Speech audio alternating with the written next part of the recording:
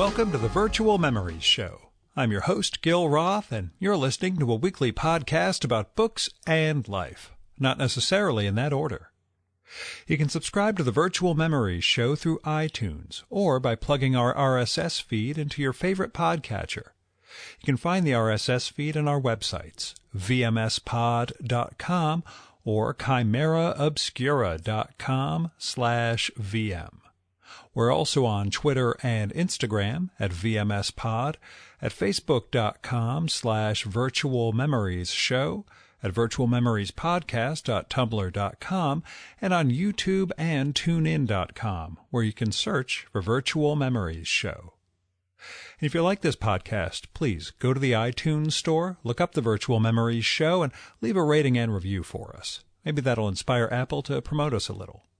Of course, you can also promote us anytime by telling people about the podcast on social media or however else you publicize the things you like. Now, you can support the Virtual Memories Show and get access to exclusive content with a recurring monthly donation via Patreon. Just visit patreon.com/VMSPod and set up your level of support. You'll get new material from our patron-only blog, and you'll also get to listen to my quarterly bonus podcast, Fear of a Square Planet, which features extra material from our guests and is only available to supporters of the show. So visit patreon.com/VMSPod or paypal.me/VMSPod and help me continue to produce smart conversation about books, art, comics, and culture every week at the Virtual Memories Show. All right, this is the longest episode of the show I have ever posted, so I'm going to keep the intro to a minimum, none of the personal stuff, blah, blah, blah. Let's dive right into it. I did try and break it into 2 parts. Couldn't find a natural segue. You're getting the whole 3 hours. This week's guest is Jerry Moriarty. Jerry is a painter and cartoonist who prefers the term paintoonist. In the 80s, he made a series of amazing short comics called Jack Survives, which used this fictionalized version of his dad, who died when Jerry was 15, to explore aspects of memory and time in what seemed to be kind of banal situations. It ran in Raw magazine and was collected in a 2009 edition, The Complete Jack Survives. That's out of print, but you need to read it if you care about if you care about comic art for real. Now, last year, I was in a bookstore. I was waiting to interview Shannon Wheeler in downtown New York, and I, just hanging out, saw this oversized hardcover called What's a Paintoonist? I pick it up. It was by Jerry, published by Fantagraphics, and I was intrigued enough to buy it then and there. It uses a number of Jerry's paintings and scratchy cartoons to explore his life at a really tumultuous time. He was in his mid-70s, fired after 50 years of teaching at the School of Visual Arts and giving up the New York City loft he lived in for all of those 50 years, so he could move back into his childhood home, the actual house, not his hometown, but the place. In the comic, Jerry's avatar interacts with his 12-year-old female avatar, who he paints into various scenarios from his past to sort of explore the past over again by changing the connotation and making the fictional Jerry a fictional Sally. Any description of his work is going to sound simplistic and weird, but the paintings and the comics contain so much depth and such deep contemplation. You just have to experience reading and viewing them. So I highly recommend What's a Paintoonist as a complement to The Complete Jack Survives, which was published by Buenaventura Press, which no longer exists. So the upshot is I pitched Jerry. I know all these Fantagraphics people. I got his email address. Bam. He lives in the house where he grew up, which is Binghamton, New York, which is almost 3 hours each way for me.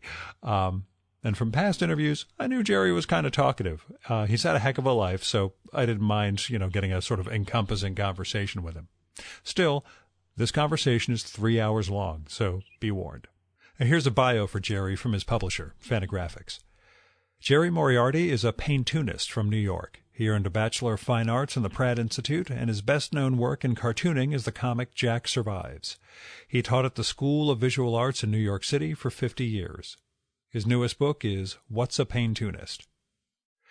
And now, the Virtual Memories Conversation with Jerry Moriarty.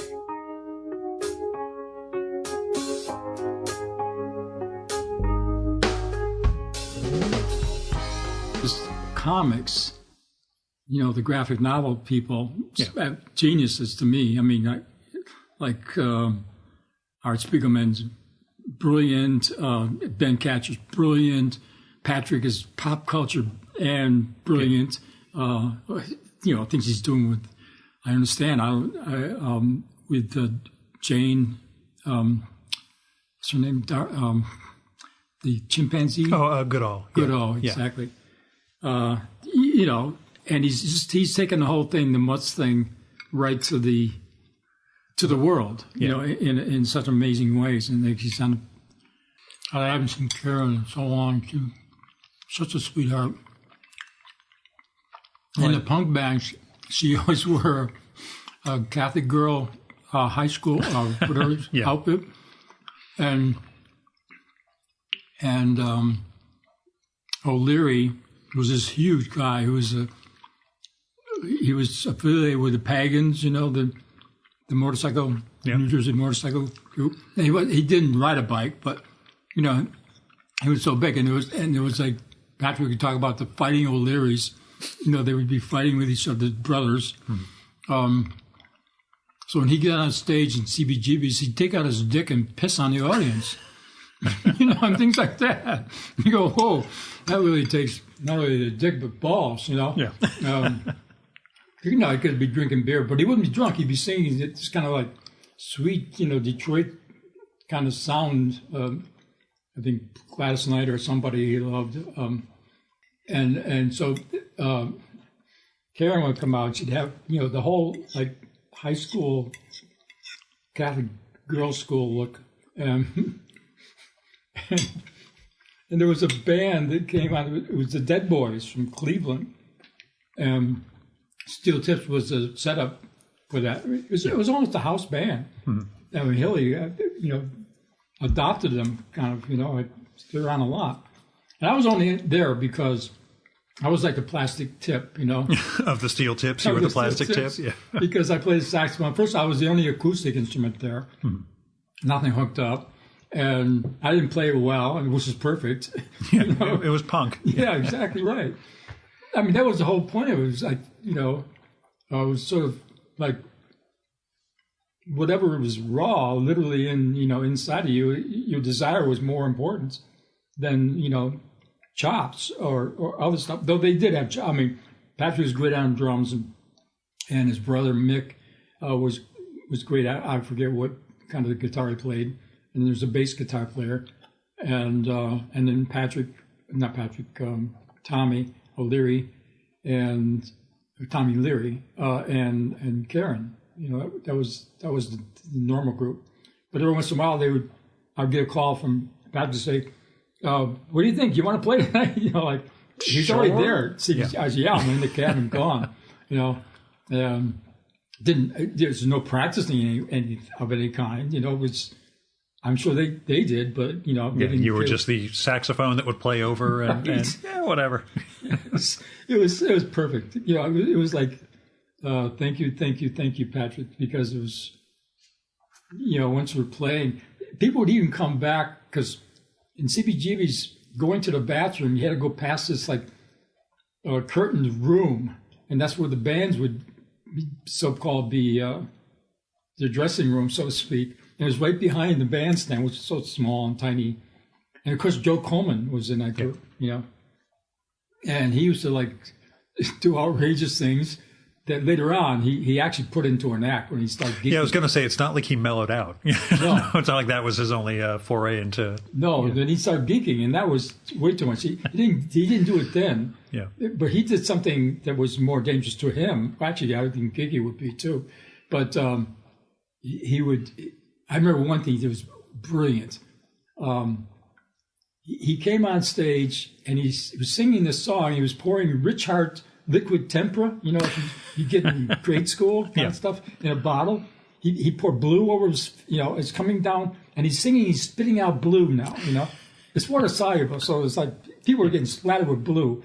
And then he's pouring yellow. Now it's it's either yellow or green because of the combination.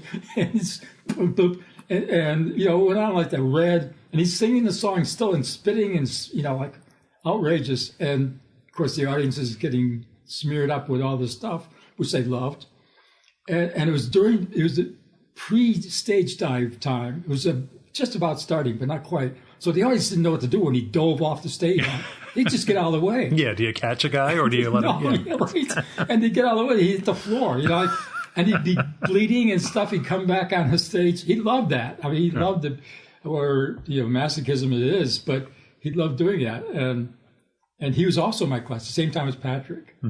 The same class. Oh, God. I had Drew Friedman and Kaz and Mark Newgard in the class. Drew left right away because after my opening thing, and Mark was totally attached to Drew, so he left with him. You know?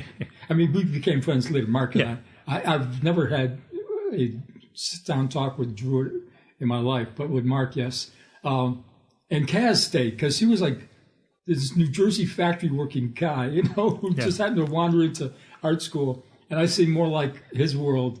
And he stayed, and we were both working on Raw at the time. You know, he was a young guy, and he was working on Raw. And so I had people coming into my class that either knew I was affiliated with comics or was about to be, or not knowing that even, because it wasn't in the comics. There was no such thing. There's no curriculum or it's an illustration, and they had kind of a side thing called comics, but it wasn't a cartooning department. Or if it was like so low keyed. Yeah, we had great people. They had like Harvey Kurtzman teaching there, Will Eisner teaching there. Yeah, I remember Will Eisner. Here you go. Feel free. So, that's what being a loner. You just sit around and think of all these things and then some poor person shows up and you go, oh. We've got an afternoon. It's okay. Okay. In any event, but Harvey and Will were both teaching at SVA. Yeah, and teaching right next to my classroom. You know, which was actually was right across the hall. I remember going into Harvey Kurtzman's class, and I loved EC, but I never liked the covers. Yeah. At that point, and that was Kurtzman's. Of course, EC was his. The war ones, especially. Actually, all of them were. But I didn't like the covers, and then it turned out later. I mean, much later, when I was returned to the comics in the late '60s. I loved the covers. Yeah. But my other passion, when I was younger, when I was living in this house, was Jack Davis. Mm-hmm. And Jack Davis just had this drawing ability. And of course, my living in this place, this city, it was all Endicott Johnson shoes and IBM. It's like the extremes in one place. Like the IBM Country Club, Golfers, and Endicott Johnson, which were mostly Polish and Slovakian. Yeah. And my grandfather actually worked at EJ's. They call it EJ's here. So I was brought up in a kind of like, different kind of environment than it is now with the Binghamton University, which is highly credited. In fact, Art Spiegelman went there and you got wasted on acid most of the time, and end up in the funny farm, here in the mental hospital for a little bit, until he got his shit straight. Well, then he left the school anyway. And they finally, I don't know, but 20 years ago, had him graduate. Yeah, give him a big honor thing. So he knew Binghamton as that place, because he's a New Yorker from Queens, and he's, of course, a lot of them were going to Binghamton University, which was called Harper's College then, I think. Oh, I didn't know that. Yeah, it was a different name. And then it became Binghamton University and became accredited, I guess, by the state. So that's the city I lived in. And so when I went to New York, I went to Pratt, which was, the classy art school at that time in the 60s. It was full of abstract expressionists. And I was a guy, I took a thing that was in the back of comic books called the Famous Artist Course. Yeah. which you would get correspondence course. Exactly. Yeah. And it was a lifesaver. It was wonderful. And I got it. It was like, I think it was $300, and I was a pinboy in a bowling alley. You ever know what pinboys were? Oh, yeah. I was, I don't know which generation. You can't assume any cultural knowledge of stuff, but I know what a pinboy. Yeah, a pinboy was somebody. It was almost like being on a pirate ship, because it was like you had. It wasn't like being a caddy in a golf course, because you go on a golf course, you with businessmen like Republicans, You go into the bowling alley, it would be like.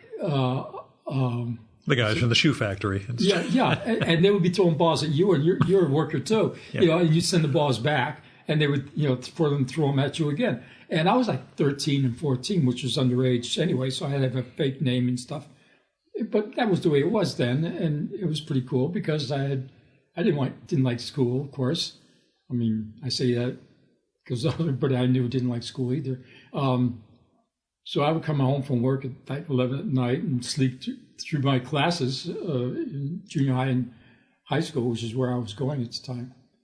But anyway, what's my point? Oh, yeah, this city was made up of just about what I saw in the bowling alley, Mm-hmm. Guys that owned a bowling alley with IBM, the guys that bowled were EJ, I was EJ. And my grandfather worked at EJ, but he was a coal miner originally back in Pennsylvania.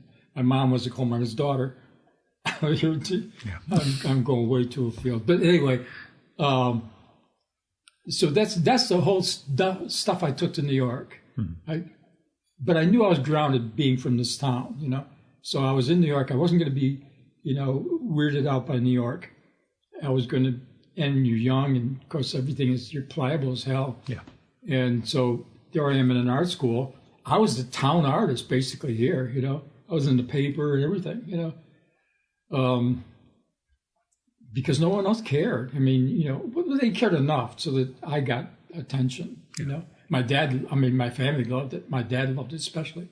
This guy was like 10th grade education, Irishman, who worked for the telephone company because he learned Morse code working for the railroad, mm-hmm. which that's what they had in 1917, 1918. He was born in 1900. So he would come down in the cellar. This guy, I don't go down there at all because it doesn't, there's no memories there, but it's just like not the cellar I remember, And I had my little easel there and stuff. My dad would stand behind me after supper and watch me paint, smoke, and he'd say, "How about a little red over there, Jer?" And I go, I'm sure, Dad. Yeah, it was totally my thing in the family. There's 4 of us in the family, 2 brothers and sister. And so without any art background, no sense of it at all. I mean, he had appreciation for somebody doing that, and that's, I mean, my mom did all the heavy lifting. She didn't necessarily appreciate it like my dad did, but she did everything that he didn't do, they have this like free class or whatever in high school on Saturday mornings, and get you over there, get me into that, and mm-hmm. I'd make the phone calls, do all that kind of stuff. Whereas my dad would just appreciate, and he'd make me feel good. That some poor bastard would come in selling insurance or something. You'd be talking, having coffee with him, and he'd say something like, "Hey, Jared, do you have that picture you did last week?" I said, "Oh yeah." He said, "Oh, I knew, go get it, right?" Yeah. And bored the shit out of this poor big guy. Again, some salesman who has no interest in art. Of course not. I mean, why would he? But he's just being a nice guy about it. But my dad would show to me, I knew I wanted him to feel, this is my art card. Yeah. I mean, when I was in the Army, I had the art card, I did the mess hall murals and shit like that, I've used my art card my whole life. It's just been, I wouldn't be anybody if it wasn't for that. But I started out in every traditional possible way. I mean, every kid had a chance to become a cartoonist, but because Superman was so appealing, I copied the hell out of that. And then gradually do it better than somebody else does it. I used to actually trace it, And my mom and my dad, and they just figured out that I traced it, And one day I didn't trace it, and I copied a cartoon out of a magazine called True, and they swore I traced it, Yeah. They said, yeah, well, we know you're tracing it. I said, I didn't trace this one. Right. And that's where it all started. That's the moment? Yeah. That was the moment when I actually had my independence from the tracing idea. Yeah. There was this need. I tell people this. Art isn't I kind of like, it doesn't make me mad, but it's such a common thing to say. Oh, you got talent. There's no fucking thing called talent. There's a thing called need. And need fills in all the blanks that we call talent. Because it's sort of like saying it's not something that you got. It's something that is God-given, And I'm an atheist, so that doesn't help. But, I was a Catholic at one point and sort of believed in that. But, they don't know what to say, of course, and that's fine. That's a good thing to say. You got a gift and whatever. But it took me a while to actually own it and say, yeah, I needed to do this for whatever reason. I still can't answer that question, but it doesn't matter. I still ask it, but I don't answer it, So it's not like, closed door. Maybe I will answer. 80, I must be on the way. Yeah. 8 and 0, I try to figure out all this symbolic, the concept of 8 and 0. Being an 80-year-old, you mean? Being 80 now. Just turned 80. Yeah. I thought, well, what does that mean, really? I had to figure out somewhere to say, first of all, it's infinity. 8 is an infinity on its side, or is 8 infinity standing up? I don't know. But then there's 0. There's infinity, everything, and 0, nothing. That's what 80 means. So you're right in that cosmological zone now. You can you find the infinite and the nothing. And yeah, it's the death decade too. Besides that, in my head, I mean, most people I know. My brother just died. He was 86. My mom lived to be 89. The guy next door is World War II vet. He's 89. I'm sure he's going to be 106. This guy's absolutely amazing. He doesn't do anything, to be amazing. I mean, he's just a sweet guy, sharp as can be. In any event, so there we go. Well, let me ask something. We're in the house that you grew up in, and we'll get to the story of New York and coming back here, but you bought the home that you grew up in. You left here when you were 12 or 13? No, or so? I left here to go to college. Oh, okay, so long. I was 18, yeah. But I moved in when I was, we moved here when I was 8. Oh, okay, so that's and you used to paint in the cellar down here. Are you painting more or less nowadays in this house than you were in the loft? This house has absolutely no influence on me. Yeah. It's unbelievable. Did you think it was going to? Was that part of the impetus to buy the place and move back? Well, the situation of buying the place, I believe in the religion of coincidence. I think coincidence is I give Jehovah's Witnesses a run through on that. I said, I'm in the house that I was born in because of this reason.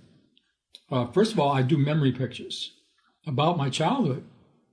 I was doing that 40 years ago in New York City. I mean, this I did 40 years ago. So it's supposedly this kitchen when I was in it, And it says that 1950.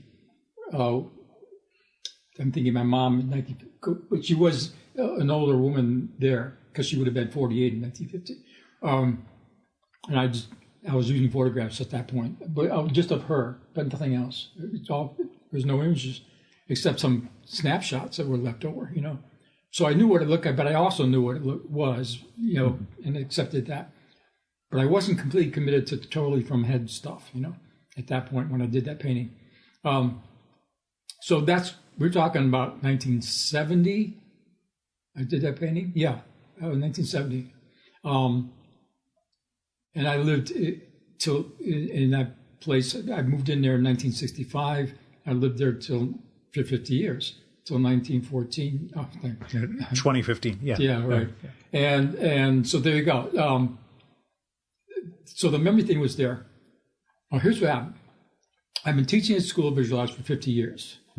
And I never got along with any of the department heads. I mean, not in like in your face type of way, but just, I'm not a boss person. That's why I teach a class by myself. Obviously, most people do. And I don't take charge of that class. I sit down and talk to people one-on-one, and I'm talking about their memories. And there's never, well, I give certain lectures. You can see I would be a lecturer too, but, off the cuff thing. And that would happen in front of class because you used to have a thing called drawing game. I would say something to them, and they would have 15 minutes to do a drawing of what the hell they thought I said. And I would say anything obscure. I'd say something like, what was one I always see? I can't remember them anymore. But it would be something very common, and I would say, there's no way you can get this wrong. And you don't have to sign it or anything. We're just going to put them on the wall, and we're just all going to go up and crack up. It's just no lesson there except that you can draw anything you think of in a spontaneous moment if you need to, and that's the equivalent of a sketch, basically, because it's not enough time to do a drawing, really. But that would be a way to say there's no like wrong way of drawing, except don't hide behind something. Don't cartoon it because you can't draw it. Mm-hmm. Because to me, that's not real cartooning. Cartooning is a personal thing to me. I mean, of course, it doesn't have to be. My definition is revealed, and that's accepted or not. I mean, it's the same way I would feel about somebody telling me, "Oh, this is the way it is." Yeah, really? Or yeah, that makes sense. I like that. That kind of thing. So I know that's my position as a teacher. That's the way I dislike my teachers. I mean, not that position, but this is the rules, this is the way it is, and this is the game. Because they had to work under different conditions of, they weren't given the curriculum as much as I was given mine, I mean, I wasn't given the curriculum. I was allowed to teach anything I wanted to. Silas Rhodes, who founded that school, was like a hero to me. He was a WW2 hero to begin with. He was in the air commandos.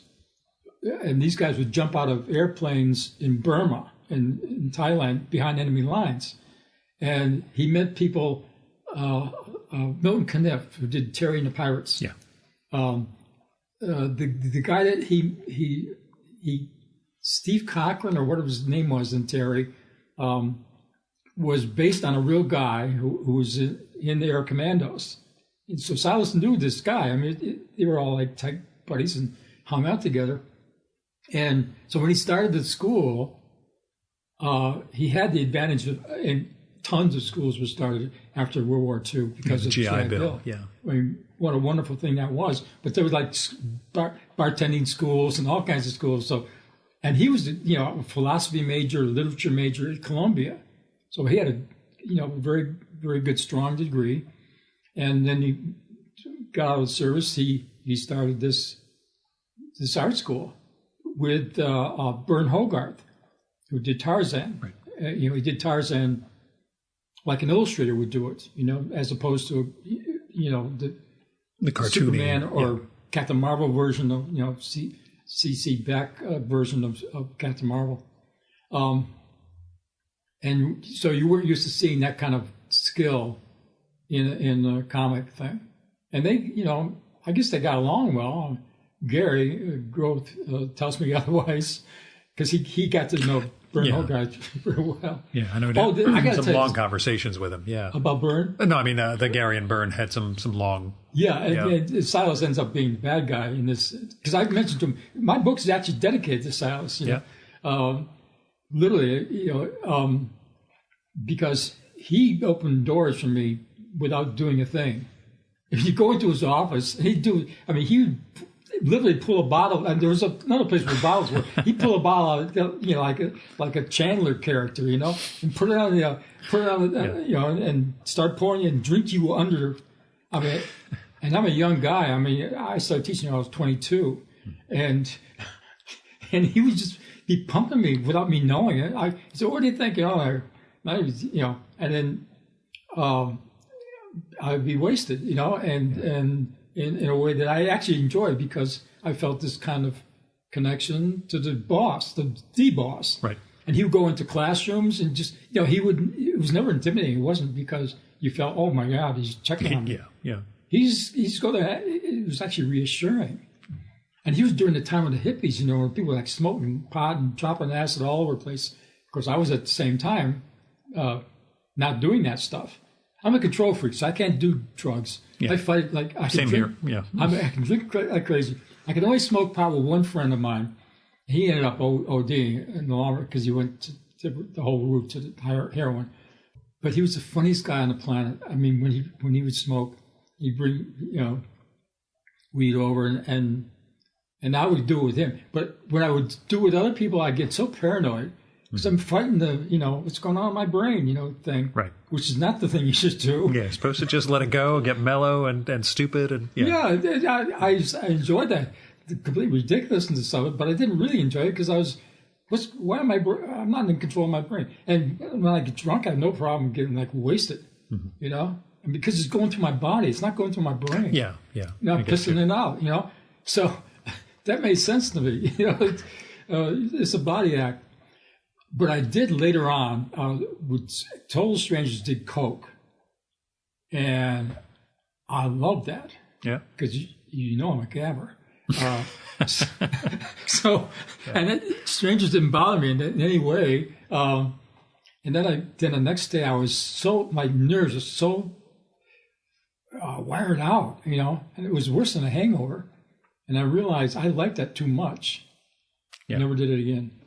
Because I'm a fun hater in some way, which saves my ass in, I guess, some ways. Yeah. I can have fun with people that are having fun that I like, with Patrick or whoever it might be. Yeah. I can have fun with them and really have fun. Truly, honestly have fun.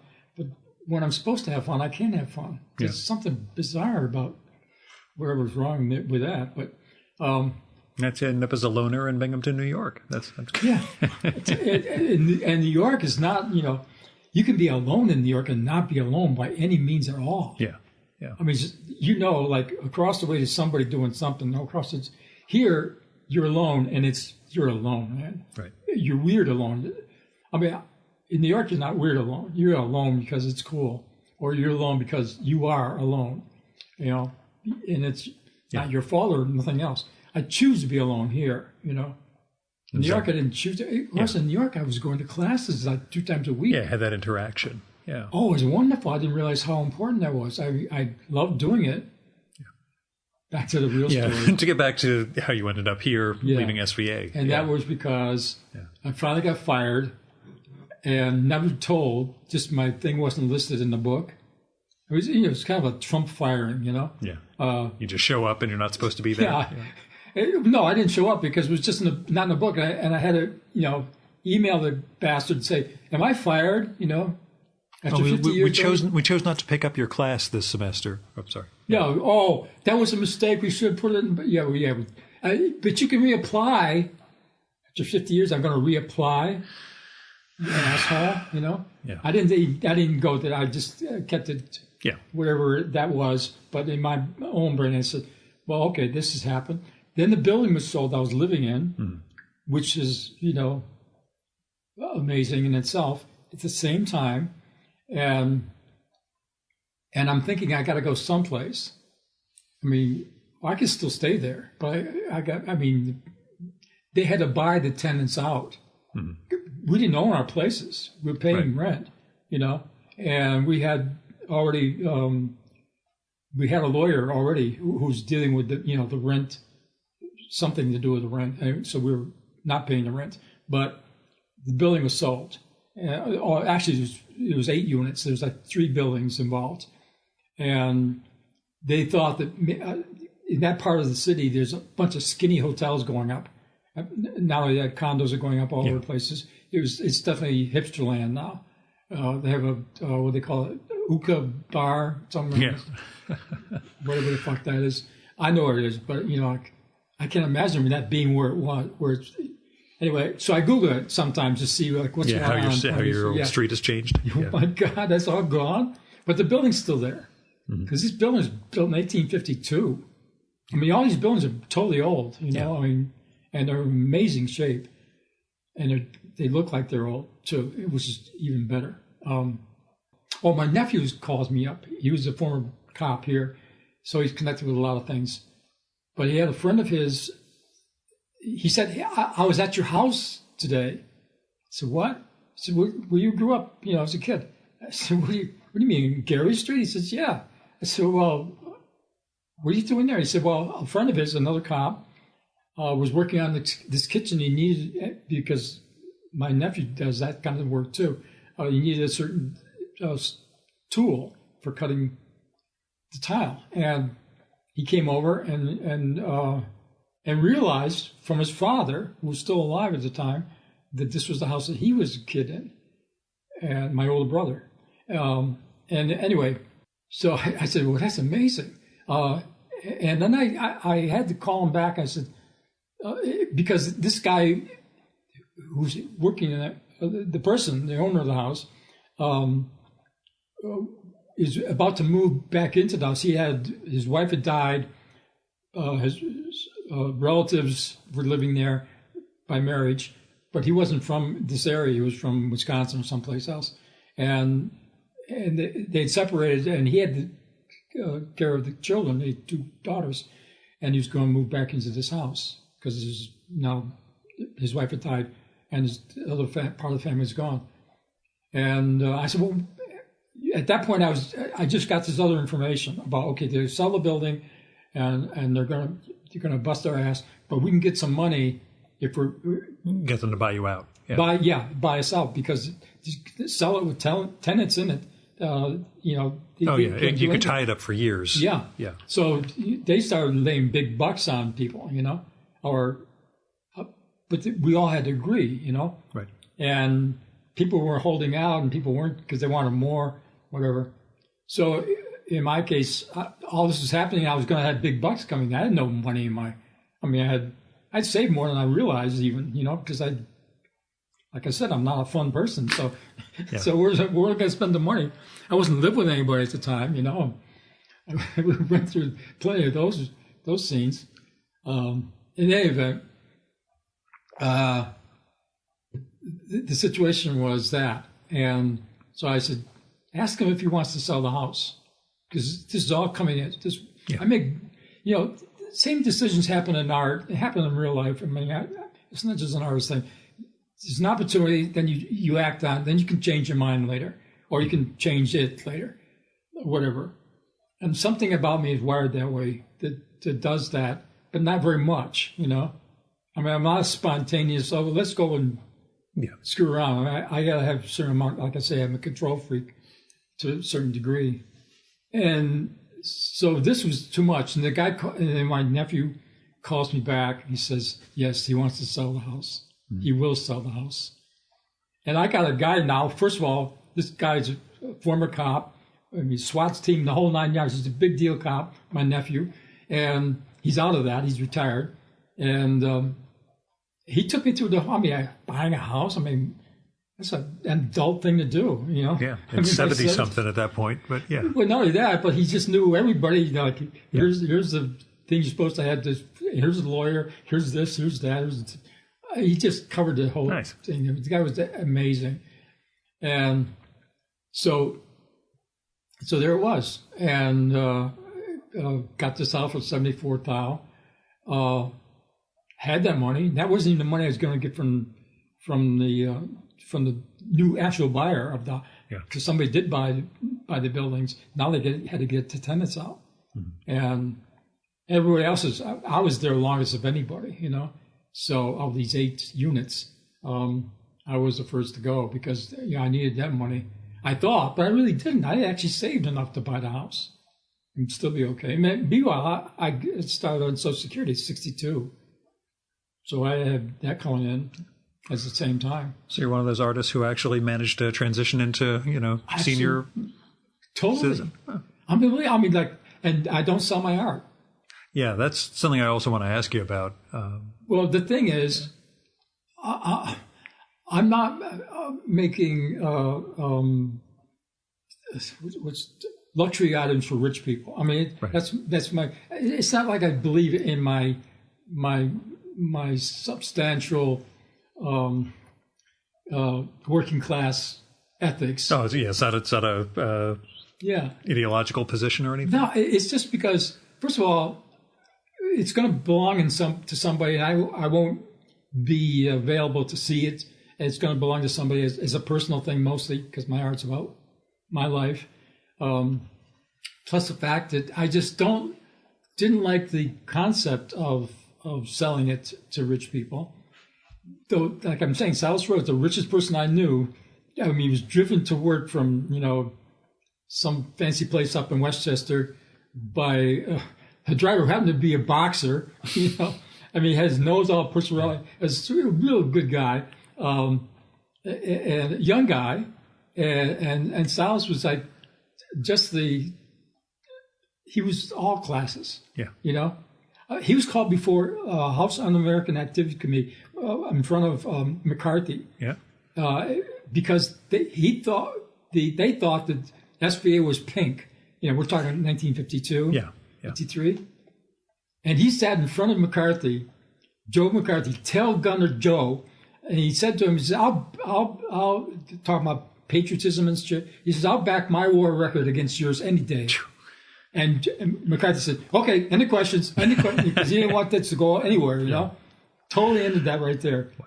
And he didn't tell me this. I heard this from another teacher, or an older guy who's literally his same age, John Carlin. Carlin is the last name, but his first name, Gene Carlin. Mm-hmm.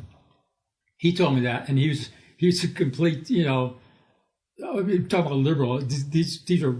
These are like fighting the world to be liberal in a sense, meaning they weren't communists by any means. So it's like completely on the other side of the place that McCarthy would have represented at the horrible time, which I didn't care about and still don't care about. I hate Trump big time, but all the other stuff, and I don't care about that. I hate them. I just think it's crabby old age things. Yeah, well. I don't want to imply that, but you've seen a lot of these cycles go by. So not only that, but I am crabby. I'm an old guy too, and two things I hated: old people and teachers, which they usually were the same, but they didn't have to be.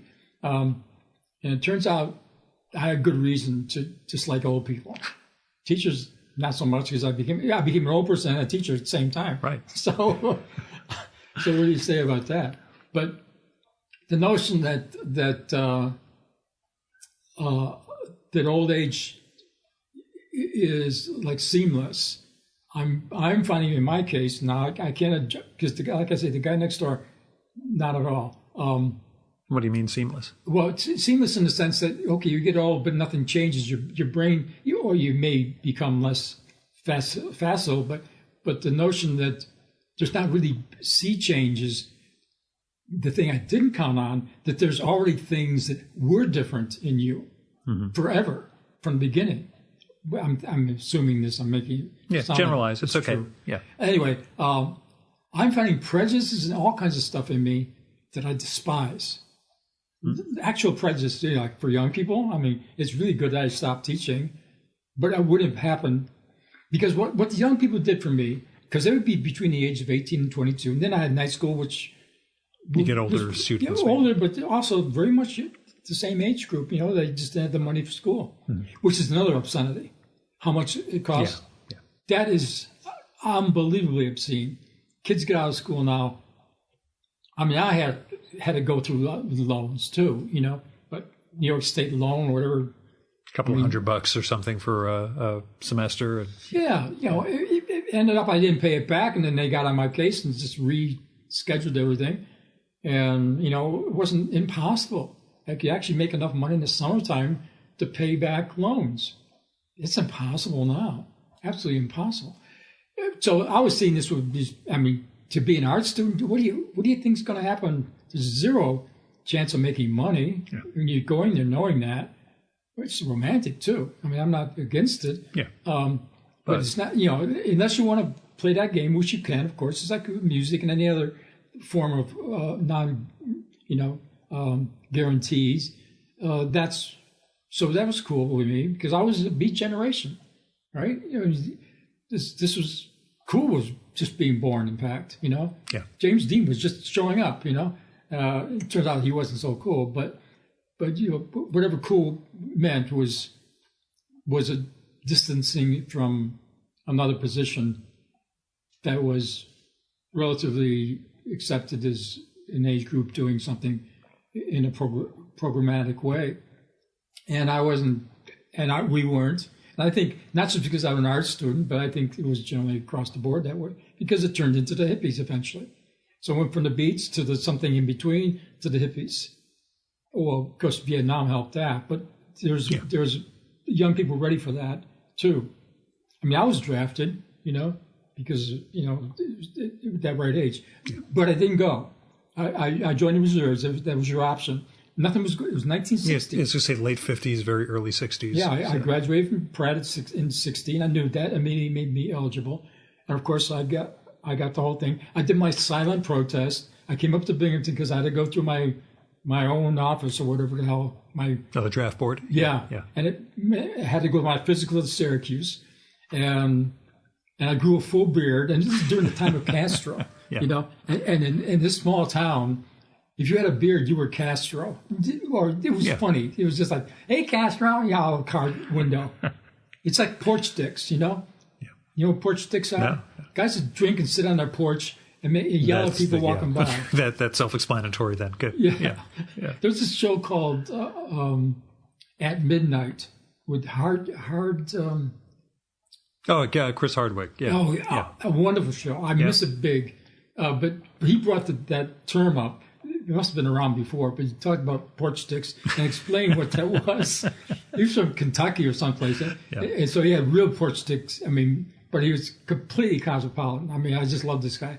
And they would have these great stand-up comics on. I mean, they would be... doing shtick on the fly. Yeah, it was wonderful. It was all about the internet.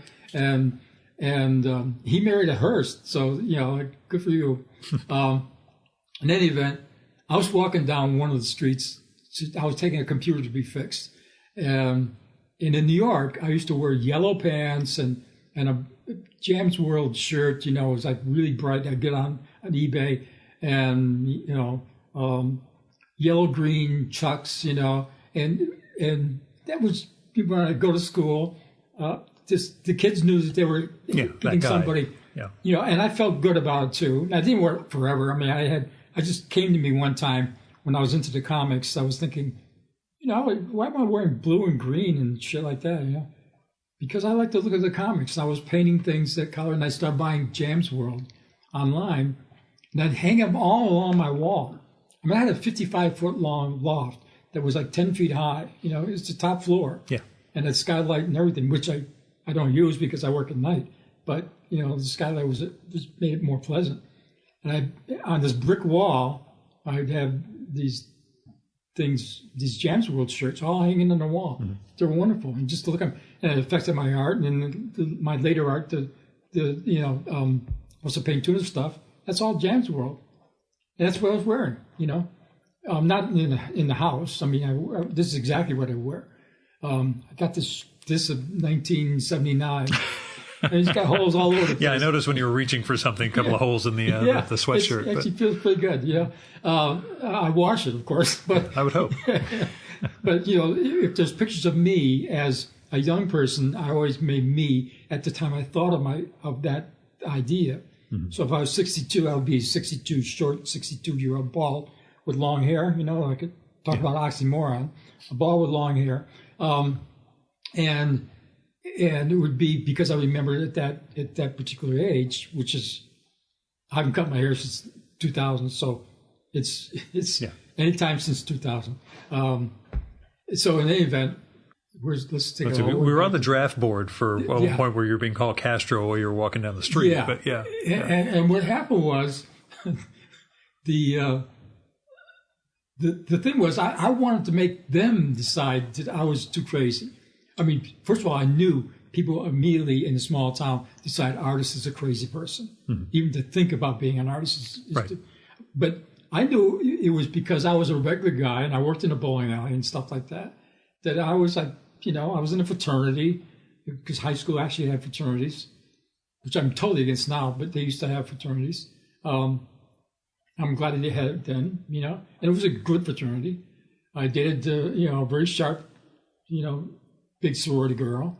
And I was, but I had a duck's ass. I had, like, you know, Elvis Presley haircut with the, you know, with the pompadour. I had actually a bunch of hair. I had a bunch of hair. And but we're all, my whole male side of my family. Just, you knew that was your destiny? Yeah, my father wasn't, but, and my younger brother isn't.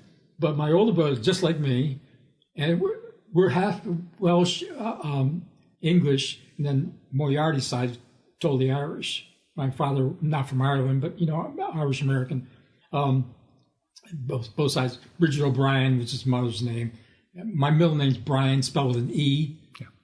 So I felt bad enough scheduling our appointment for St. Patrick's Day. It means nothing to me. I mean, I actually, like, I'm glad because I can forget it. So you get something else to do. So. Yeah, right. As opposed to expecting to be a drunk. Yeah.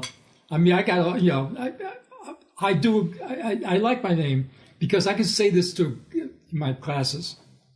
I would say my name, Jerry Moriarty. I would say, I'm more arty than you are. And I didn't say because I was, because I'm older. I'm more arty than you are. And they were grown appropriately. And I would say, good, because now they're not going to mispronounce my name, maybe. But then I would say, first of all, call me Jerry. I'll call you by your first name. I always hated, you know, Mr. Moriarty. And it's well, that's another aside. But in any event, so now I'm with all my high school people who are all gone to different places, you know, college in some cases, other cases not, you know, and so we're going up to Syracuse for our physical, you know, and it was an old-fashioned Army physical kind of thing. I got a dose of the bug before. I mean, I fucked somebody in Asbury Park where I worked for a little bit. And I got, you know, a dose of the crabs. Okay, that's the word.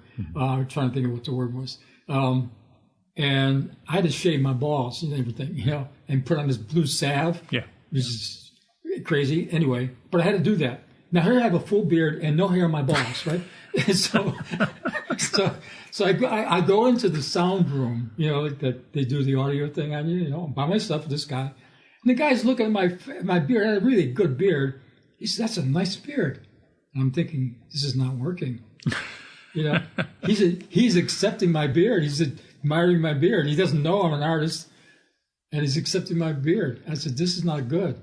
And then we go out. It's like a lineup of all of us. It's like drop trowel, you know, and they do the cough test, right? And the guy comes, you know, the guy who's doing the test to do the, you know, the thing. He says, "Did you get a dose?" I think, hey, that sounds good. Yes. He says, "I'm not touching you." Now, all these guys I went to high school with, they're looking around like, what the fuck's going on with Moriarty? Yeah. You know? That lucky stiff, he's got crabs. Yeah. Yeah, because he saw I had no hair on it. He said, of course, he knew, what's a dose? I mean, it could be syphilis. I mean, what the hell? Yeah. So I assumed he got the crabs thing, but he wasn't going to touch me, that's for sure. So I said, yeah, that's cool. I didn't say that. I didn't say anything smart. Yeah. I'm not that kind of person. Anyway, in real life. So I was waiting for the, like, 4F or what the hell they call it, to come, and I got a 1A. And I thought, well, I got to work. I mean, I've just graduated from college. I want to get my illustration because that's my money-making job was to be a magazine illustrator. I ended up being a girly magazine illustrator, but I was a magazine illustrator. I did, actually, my first job was for 17 magazine, so that's a big girl. Yeah. Oh, that's a small girl, actually. The girly magazine is big girls. And that was pretty impressive, you know. I was impressed myself.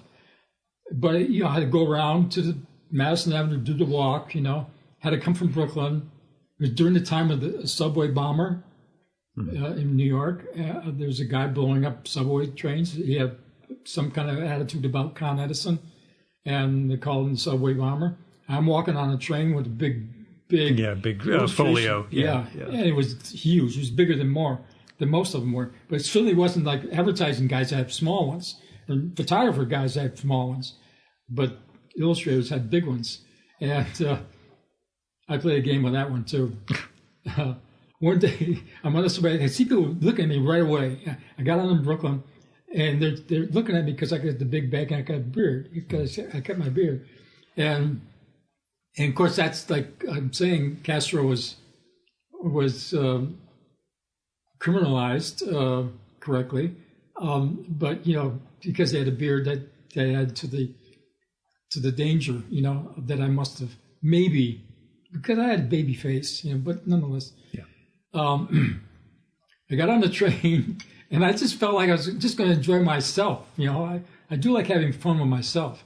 So the door opens for a second. It's about to close and I jumped out of the train with my bag.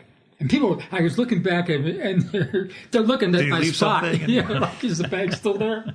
And that made my day, because then I go see an art director and, show them my stuff, which was wonderful, to show somebody. They have to clear all the coffee cups away and then put this big folio down on the right, on and the then desk. Knock over things and stuff. And you right almost past the receptionist, you got into like Time Life building and went to the main guy. Who was everyone else worked for him, and you could go right to him. That was a kind of a nice feeling. Sometimes I'd get stopped, like a security guy might come and stop an elevator from closing because I was there with my bag. Yeah. Now, you transitioned from magazine illustration to teaching, or were you teaching simultaneously with a? Yeah, I had a at Pratt. My whole thing was when I was a kid, like I said earlier, that the illustration for me was what I got out of these books from. The famous artist stuff. Yeah, which is Norman Rockwell, all those classic names. But some names I never knew, but were well known among illustrators. But I didn't know that. There was nothing like that in this time. But Saturday Evening Post would come to the house, or Life magazine. Those big, great. I love magazines still this day. Yeah. There's only one magazine left. The American Bystander? No. Oh, you got to get the American Bystander. Great, because I need to know this. It's a humor magazine that's print only, and it's like M.K. Brown and R.O. Blackman and Roz Chast and everybody. Just I'll connect you with the guy who publishes it, because it's the thing I champion now is to get people reading. But anyway, what's the one Thank magazine? You for that, because the one I get is The Week, and actually Chris Ware, a big thing on books and stuff. And he didn't have a clue that was like a pretty important magazine in not, I don't know about the intelligentsia, but obviously it wouldn't be one of their choices. But Time magazine's turned into such a crap, Oh yeah, almost every other print thing is just turned into a web thing. Koch brothers or Coach brothers or whatever got it, and now it's become this kind of essay magazine, trying to be a life magazine without the funkiness of life, I mean, it's a different era. Most of that stuff, you can get a different Newsweek was version my favorite at one point. Yeah. And that's, of course, just totally online now. I don't read magazines online. I don't read hardly anything online. I will go to your place, but I did go, but I didn't read anything because I didn't want to anticipate. My stuff, it's all audio. I do very little transcribing. Well, even you had that interview with Spurgeon. Tom Spurgeon. Yeah, Spurgeon, yes. And he's always said nice things about. Oh, he loves your work. And he was so happy that I was going to get together with you. He's one of my best pals. So he's I actually one of the few people. I mean, anybody that writes such nice things, I would write back, of course. But I've written him a few times, thanking him because he's got it right, and he's been nice to me. So what the hell? That means he's got good taste. I hope. I really. I mean, when you first wrote me, G. Roth. Oh yeah, people think I'm a Gary Groth, and I used to write for the Comics Journal under Tom back in the '90s, and because some of my reviews were somewhat mean-spirited, people just thought it was a Gary pseudonym, that it was just a pen name for Gary Groth to write as another guy to trash people. But in fact, it was just me. But yeah, that's like imagine why you would have been confused getting my email. Yeah. I thought, and then when I finally realized, because you gave me someplace to go to look at stuff, I'm like, oh, that's not. I mean, I sort of knew that at that point because I worked it out. I had to tell Gary that G. Roth is coming to Gary Street because he's just freaked out. Oh yeah, I forgot the Gary Street. Yeah, just out alone, Yeah. I figured if that made him crazy, how about G. Roth coming to Gary Street? Plus the fact one of my favorite uncles, Roth, Charlie Roth. So now I got Gary Street, Gary Roth. I could. Yeah, you got to build a whole cosmology around it, just like that the 80 thing. And so that's the magazine world was fun, but zero money. I mean, and because of that, though, I was allowed to do further out stuff. There's two kinds of magazines that are around of this nature. Of course, Playboy was the first, but Playboy grew from Esquire because he worked for Esquire. Yeah. Originally, Hefner did, and then he went on to his own thing. But there was a thing called Men's Adventure magazines, which was women fighting Nazis in bras, that kind of thing. Like completely absurd covers and absurd stories. And Bruce Friedman used to be Drew Friedman's dad, Bruce J. Friedman. He used to be a writer and then an editor for a whole bunch of those men's magazines. The Weasels Rip My Flesh, that's that sort of thing. Yeah. In fact, there's okay. But anyway, I would look at them because I was this painter wannabe. Mm-hmm. I was, abstract expressionism was like blowing it away. I'm going down there thinking I'm going to be an illustrator. And there was no fine arts department at Pratt at that point. They had all kinds of schools anyway. They had architecture school, engineering schools, industrial design schools, advertising up to Yahoo. It was very big in advertising and illustration. But it's called graphic arts and illustration, which went to the print side of the, not actual graphic prints, like with the etching machine and the whole, you did plates and you made prints. So it wasn't even, in the world of being printed, though illustration involved that. We had a teacher who was a combat illustrator. I mean, he was like loaned out from someplace else, I don't know. But he was in Korea and in World War II and everything. He was sort of like a Hemingway of illustrators. Meaning he was, going into the but situation. He looked like Faulkner, but he's like a Hemingway. He had the same, everything about him. And his name was Groth. Groth. Yeah. Groth. I'm telling you, there's some weird coincidence happening throughout the course of your life. I know. I just hope I'm not the last chain in the last link in the chain. I think it's everybody's life, but they're not looking for it. And so they don't make note of it. In some way, I do. Yeah. I see that as sort of, the talent side, is not such a thing. It's a kind of like extruding or extracting these things from everyday events, in some kind of way, which is like doing a crossword puzzle. It's not even like a problem. It's just, it's fun. And sometimes you actually can build on it to the degree that it actually does come close to you. So my decision to come here finally was because that lined up. I mean, how would you not? With all that lined up, and now you're going to your house that you were not born in, but grew up in basically, or truly actually, and so this was going on, and I did it, and of course in New York you don't have to have a car, so I've had a car since 1979. I got a National Endowment grant back in '78 or something, so I had to get a car to go to live in. I rented a house in Unionville. Anyway, this was a nice little house in a small village, basically. And I had to get a car to go back to school because I was teaching. That's probably the reason why I got the grant, because I had that cred behind me. Guy's been a teacher for 25 years. Must know what he's doing. or no, it's almost automatic. I thought, I was telling everybody, I got an NEA, man. I was important all of a sudden in my own head. And it was good. I'm glad I got it. And it was during Carter's administration, most bland time to get one, but I got one. I would not be able to get one now. It's before Maplethorpe anyway. Before that. When they started, being more uptight about what they'd give money to. Yeah. Well, Trump immediately got rid of the NEA, so that doesn't exist now. Yeah. I'm it's throwing that around too much. I know I shouldn't be saying it, especially in this town.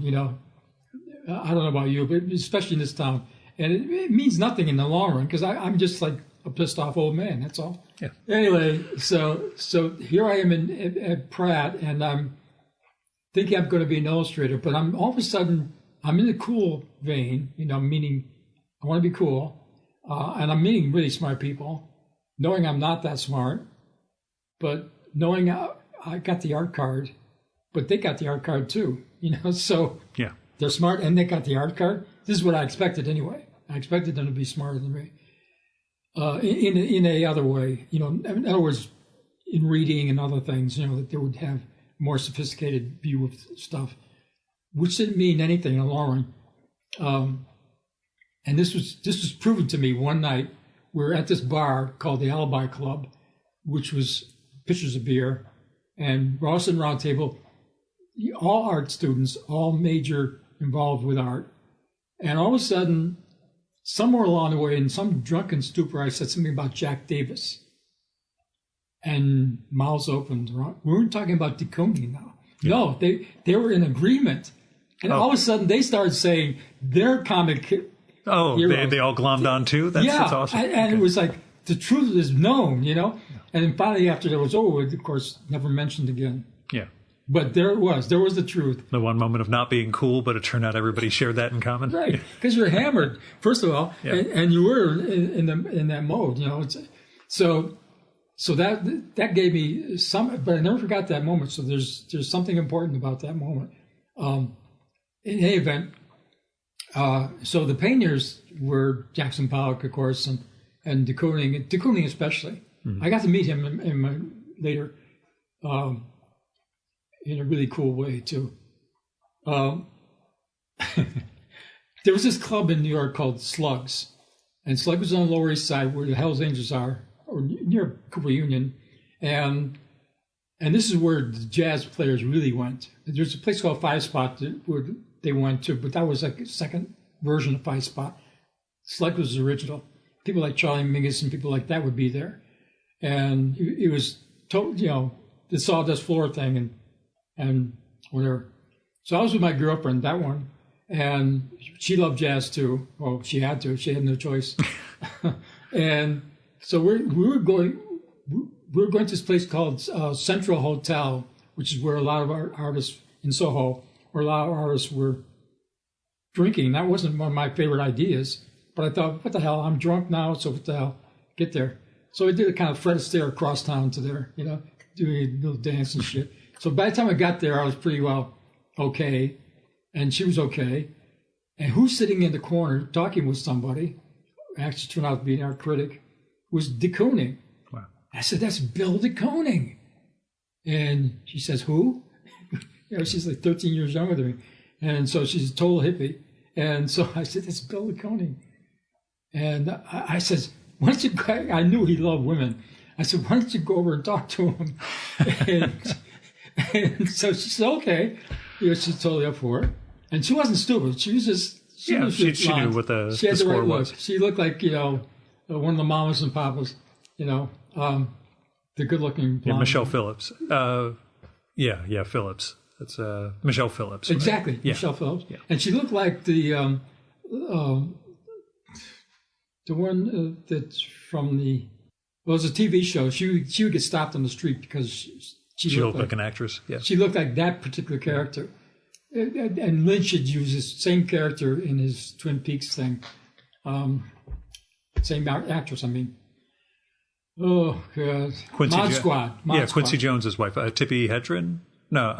Mod Squad. Yeah. It's not Tippi Hedren. Quincy Jones's wife, the Rashida Jones' mom, was the one on Mod Squad. And Peggy Lipton. Exactly. That's it, yeah. And she was stopped on the street thinking she was Peggy Lipton. She looked like her. And I go, well, doing pretty well for yourself. That's good. Well, yeah. Well, she was an art student, so I Even worked better. it out. If she wasn't a student at the time, she'd quit school. not because of me or anything, you know. Yeah. Anyway, she lived with me for 5 years. I should have married this one. I got married. Oh, I know a whole long story about your marriage from research. We'll skip that one for. Yeah. Okay. Yeah. That doesn't need to be said anymore, because now I'm in a town where she's living, so Yeah. I don't need to go through that. So de Kooning, you were De Kooning. She goes over. Next thing I know, De Kooning's kissing her, and she was the first civilian in the bar to do that, to go there. Yeah. Everyone was being don't bother him. They were thinking. I mean, no one was saying that. Yeah. So the bar was full and everything, and there's tables in the back and stuff, and so I go over, get a pitcher of beer and sit at the table, and it's just right over there. And next thing I know, he's waving at me, and there's a line appearing, and I'm thinking, holy shit, I can't go stand in line to say hello to Bill de Kooning. So I'm thinking, okay, there it goes, Meanwhile, I'm drinking my beer, it doesn't matter, and thanking her, Jill, thank you, and so she felt good. Meaning not that, but just in general. Yeah. So it came time after all the lines had stopped for him and his art critic to go, and so he gets up and he waves and he leaves. I said, "Oh shit! I'm so pissed. I missed seeing him, saying something to him."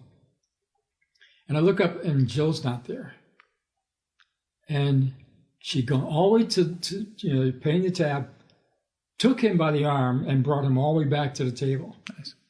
I mean, that's the one I let get away. Yeah. and so he sits down and he starts, talking, and he was just amazing regular guy. Obviously, he couldn't be a regular guy because he's Bill de Kooning. Yeah. And the shit he's been through, my God.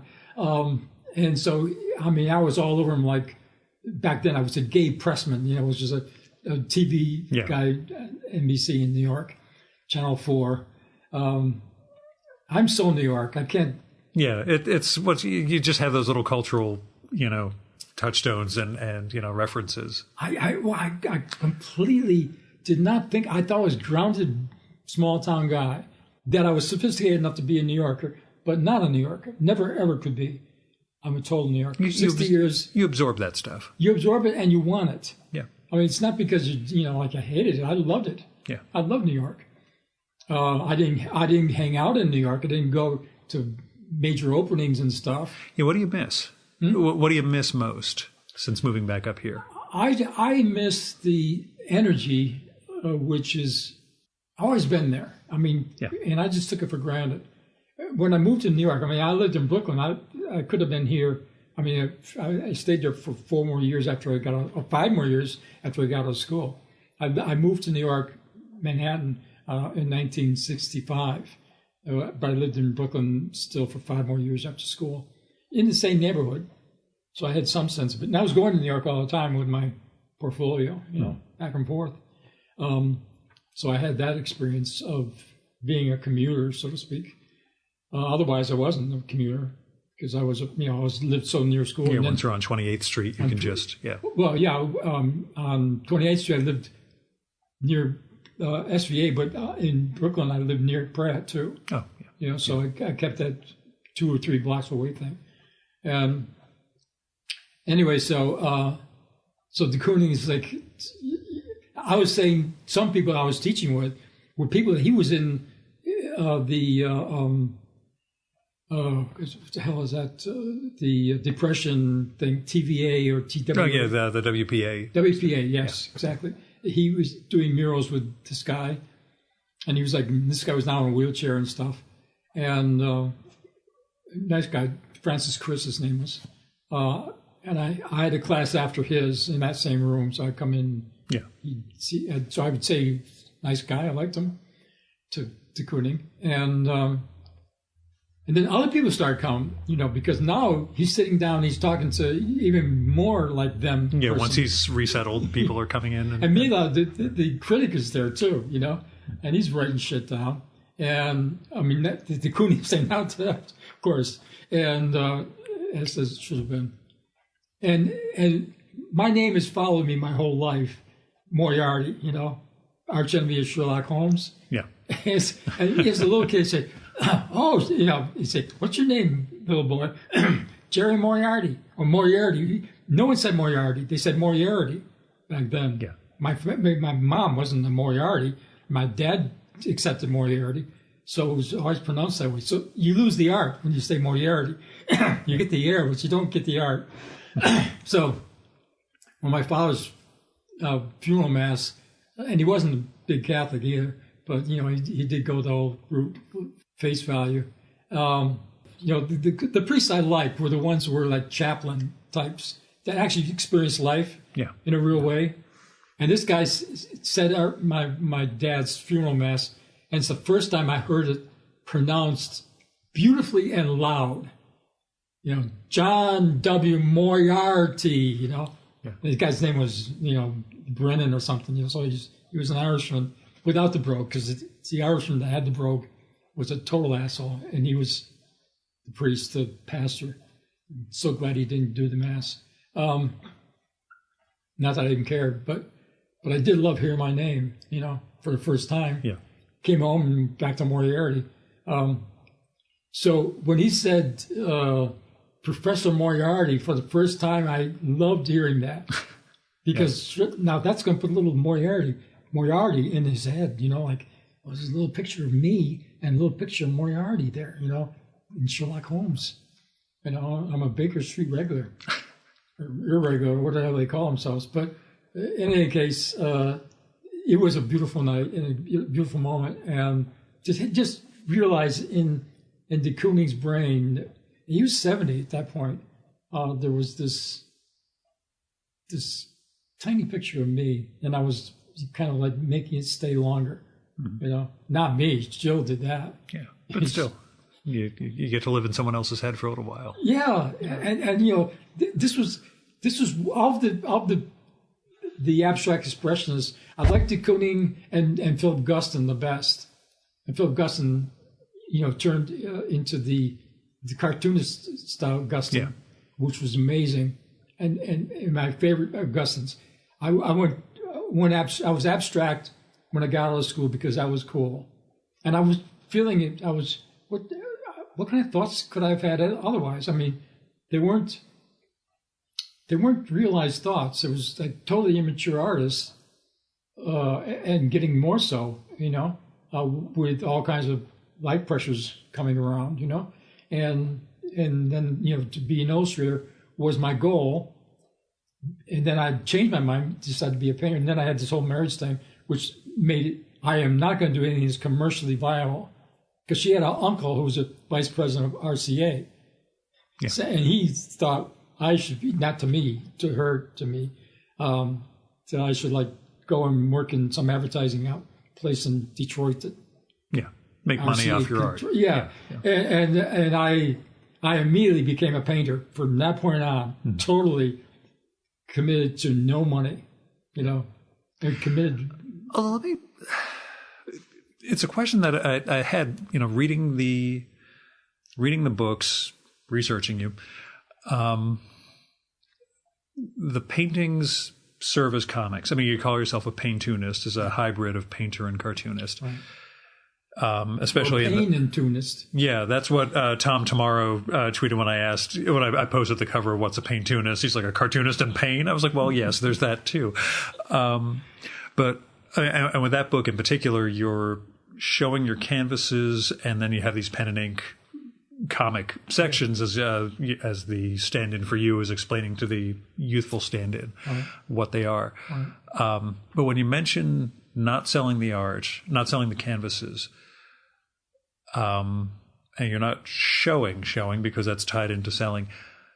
Well, they would show you. I would show. Yeah, they would sell. But nobody wants to show something they're not going to sell. So by nature, you're defining it as something. Right. You're defining it as something that's there for reproduction in the book, and that's what I'm wondering. Right. Because Ben Catcher, when I recorded with him years ago, as far as he's concerned, his originals are just printer's instructions. Yeah.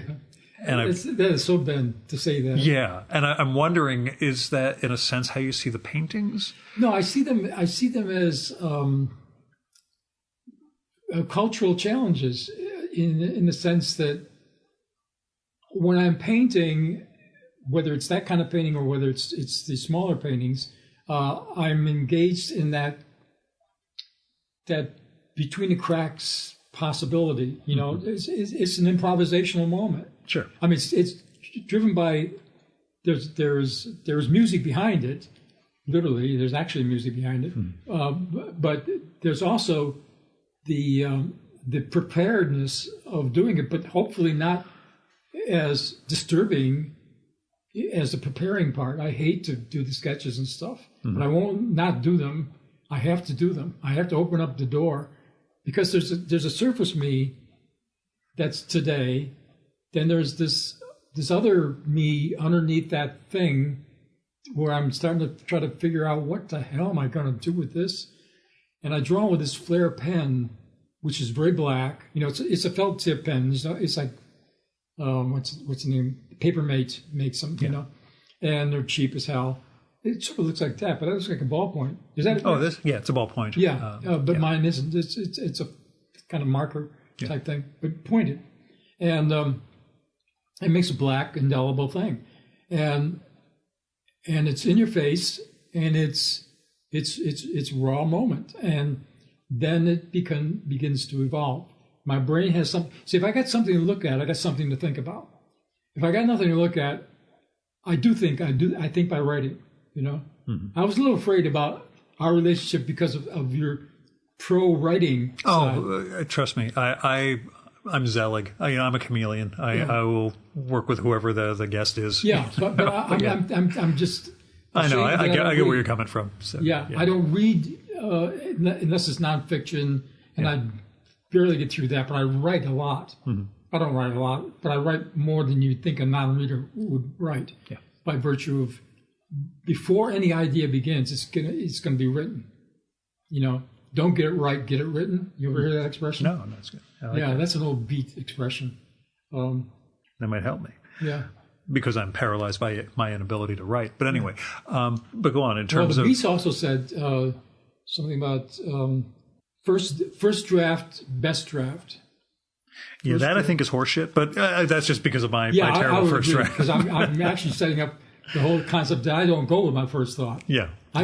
Because the artist in me doesn't awake until, or the need in me doesn't awake until later in the process. And then it's got revelation and spontaneous moments. And then I may turn on and say, you're a piece of shit later. I mean, much later, even after I will go back into it. Because I won't go back if it's long after. I won't go back into a picture. And there's some artists that will just do it. And that's a positive thing too, I think. I don't have that, and I'm okay with that.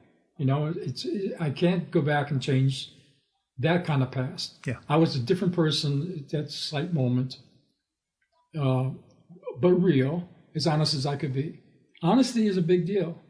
You know, I mean, as honest as I can be, I will be honest, because it's the only thing that I have to weigh my honesty.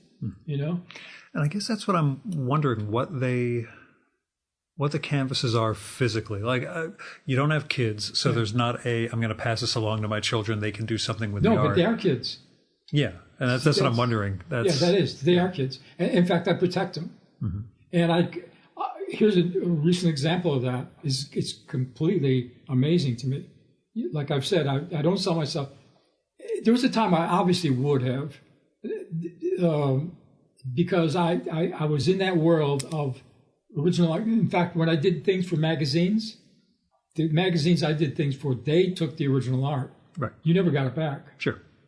But that was work for hire also, not like... But still, I'm sure that pisses you off. Every other magazine after that 1970 on, nobody does that. They want it. In fact, Tina Brown bought an original of mine.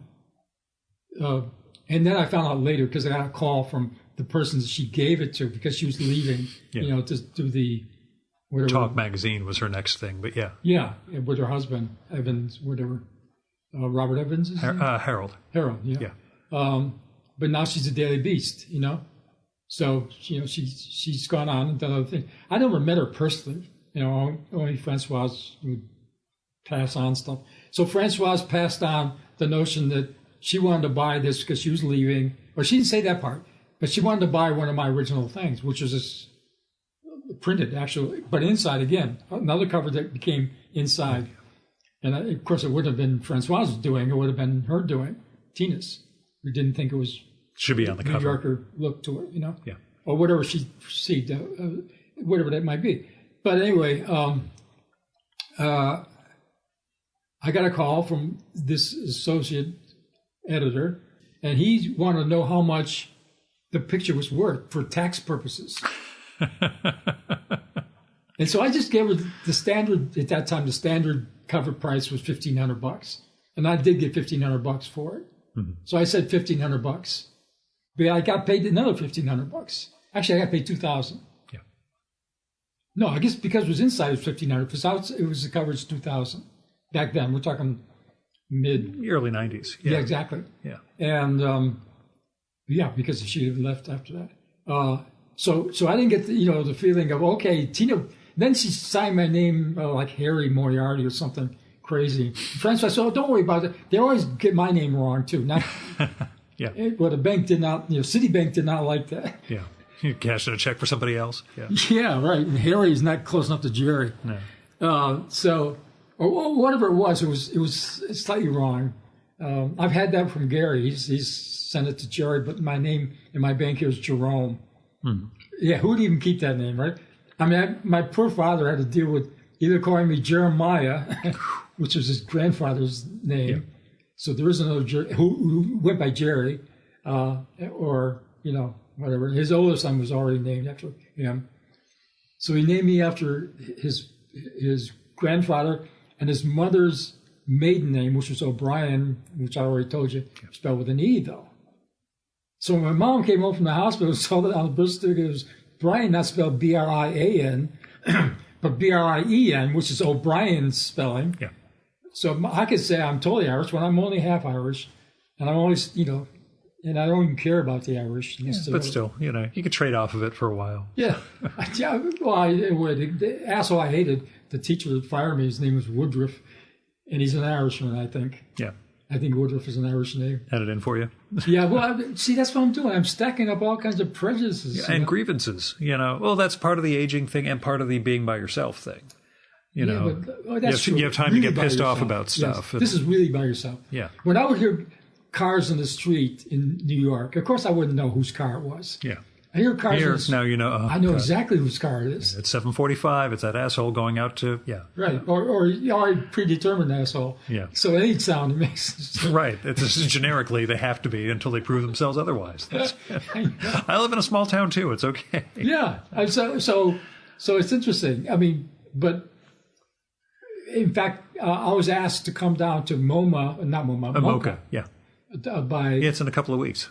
Yeah. Because I'm a Nancy freak. Oh, yeah. They're having that amazing panel.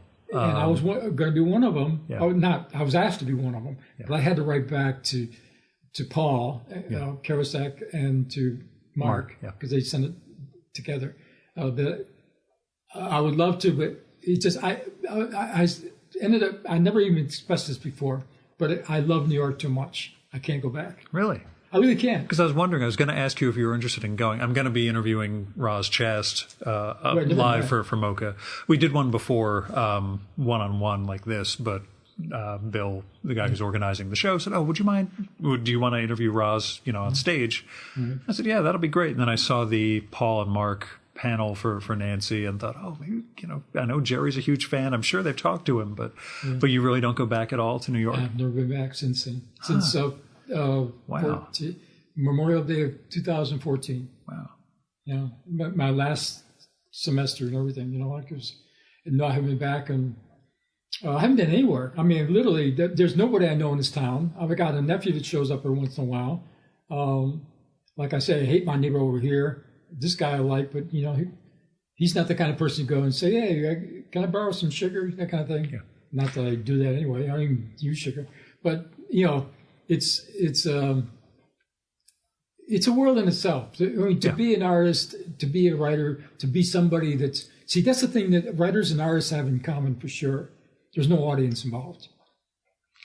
That's what I want to ask you about. I mean, in the act of creating it, there's an audience later, but not in real time when you're making the art.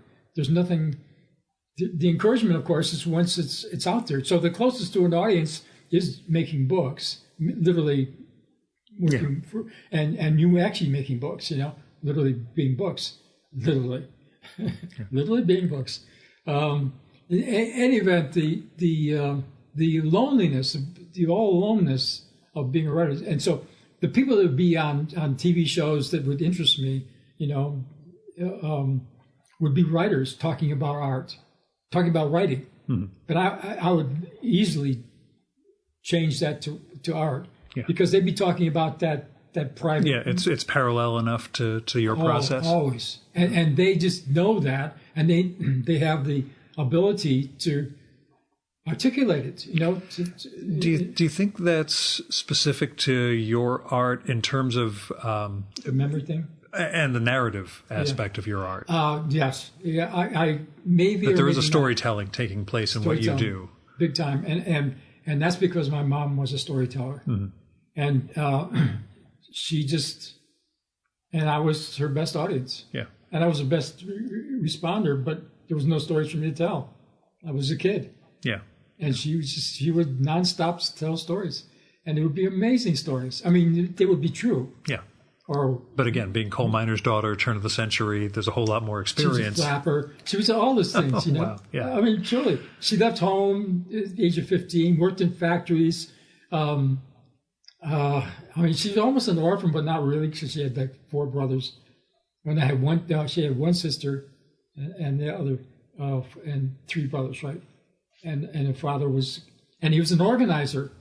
Mm-hmm. So he became a drinker because there was a long time, a period when, a union organizer. Yeah. And he was like very smart, and all the kids were smart. My mom was definitely smarter than my dad.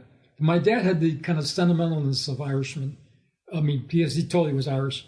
He worked on a railroad, like I said, in telegraphy, because his father, when his mom died, my father was 3, and at that point there was 5 kids. So his father, who worked on the railroad, literally brakeman and stuff, and that was an Irish occupation upstate, New York Central, and and he was brought up in Canandaigua, but because the father couldn't handle kids, he put them in an orphanage. Yeah. So the girls went to one orphanage in Syracuse, and then the boys went to another one.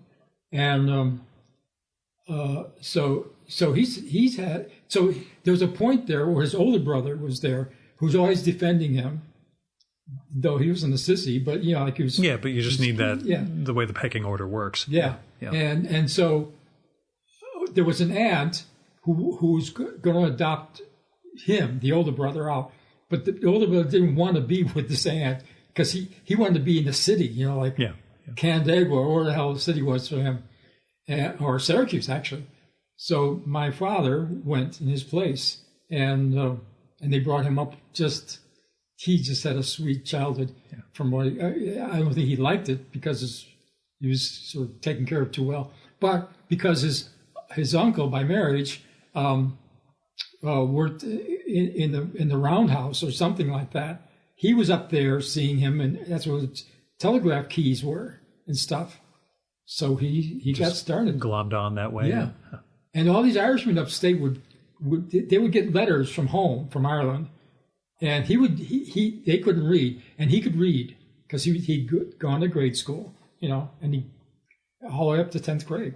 My mom only went to 8th grade, and he'd read these letters for them, and he'd make up these stories about.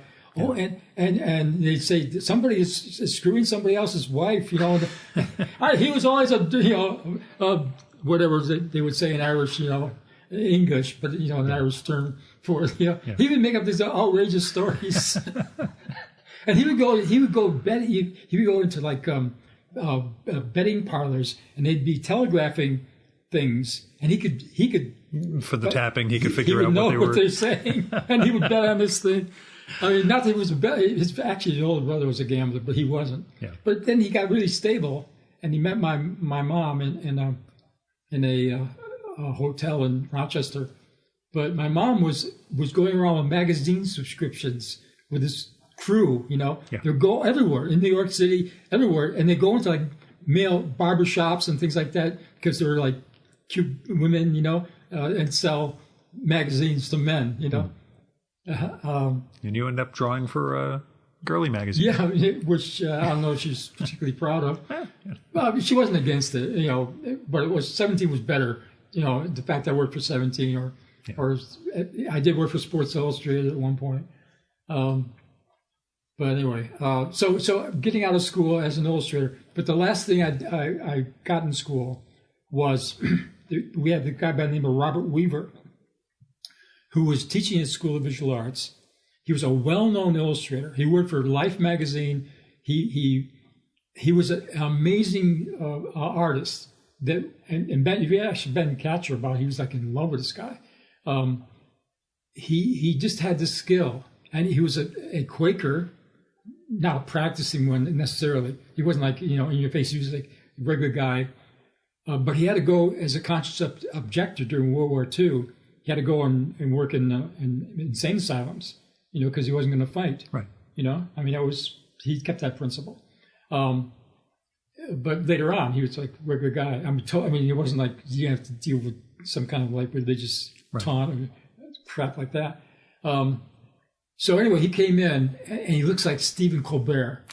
Imagine Stephen Colbert with that same sense of humor, but more intellectual. I mean, in a way, because he would be having a ball laughing at some joke he said that no one got. You know, he'd have a good time, or he would say something really clever.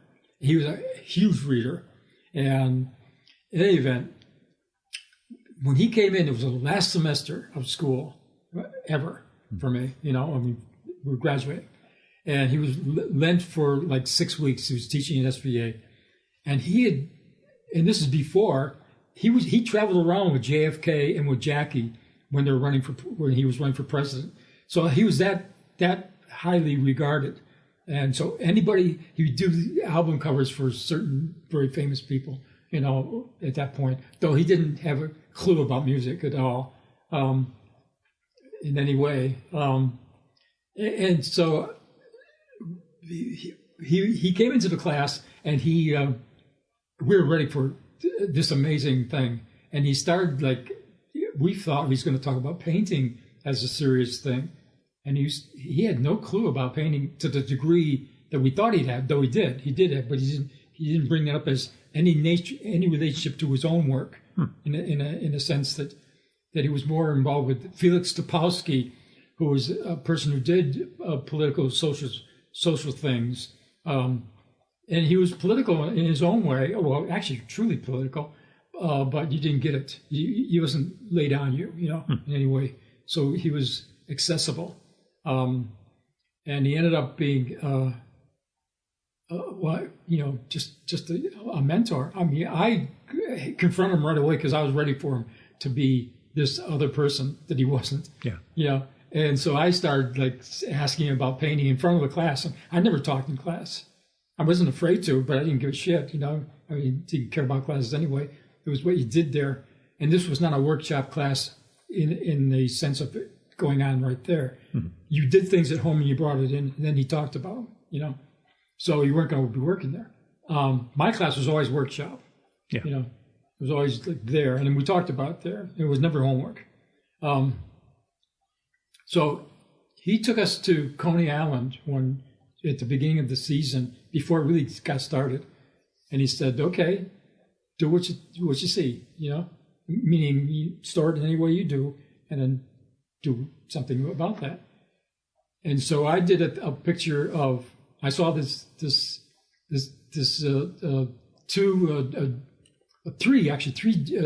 They call them JDs back then, juvenile delinquents. Oh, yeah. You know, had the accoutrement. You know, the whole leather coat, sunglasses. You know, duck's ass hair. It wasn't long like this. It was duck's ass, and bending over the boardwalk railing. And there's these two Coney Island biddles. We just call them biddles, not bimbos. Biddles. This is Brooklyn talk, and who were obviously making contact with them in their Brooklyn girl way, you know. And there was this like pervert watching and enjoying this old guy, watching and enjoying them hitting on the bimbos, you know, or the biddles, or whatever I decided they were, because it was my world. And underneath there was a guy on a motorcycle, because it's all in the shadow. That part was in the shadow. I have it upstairs, but I got to tell you how I got it. Anyway, this is the guy, and he had no credit. He had, you know, he had a motorcycle, and he didn't have no. This guy, Weaver, had no criticism. Oh, okay. Yeah. Criticism, short for criticism, right. Back in art school days, even today when I was teaching. So critique would be the proper way to put it. But what happened was, because of that, I said it's got to be possible to do this kind of illustration in any situation, and I'm going to do that. And I filled my portfolio with stuff that was like that. In fact, I went to Life magazine, and the guy there says we could get Bob Weaver if we wanted him, because he worked for Life magazine. You know, he was saying it, and I was beaming.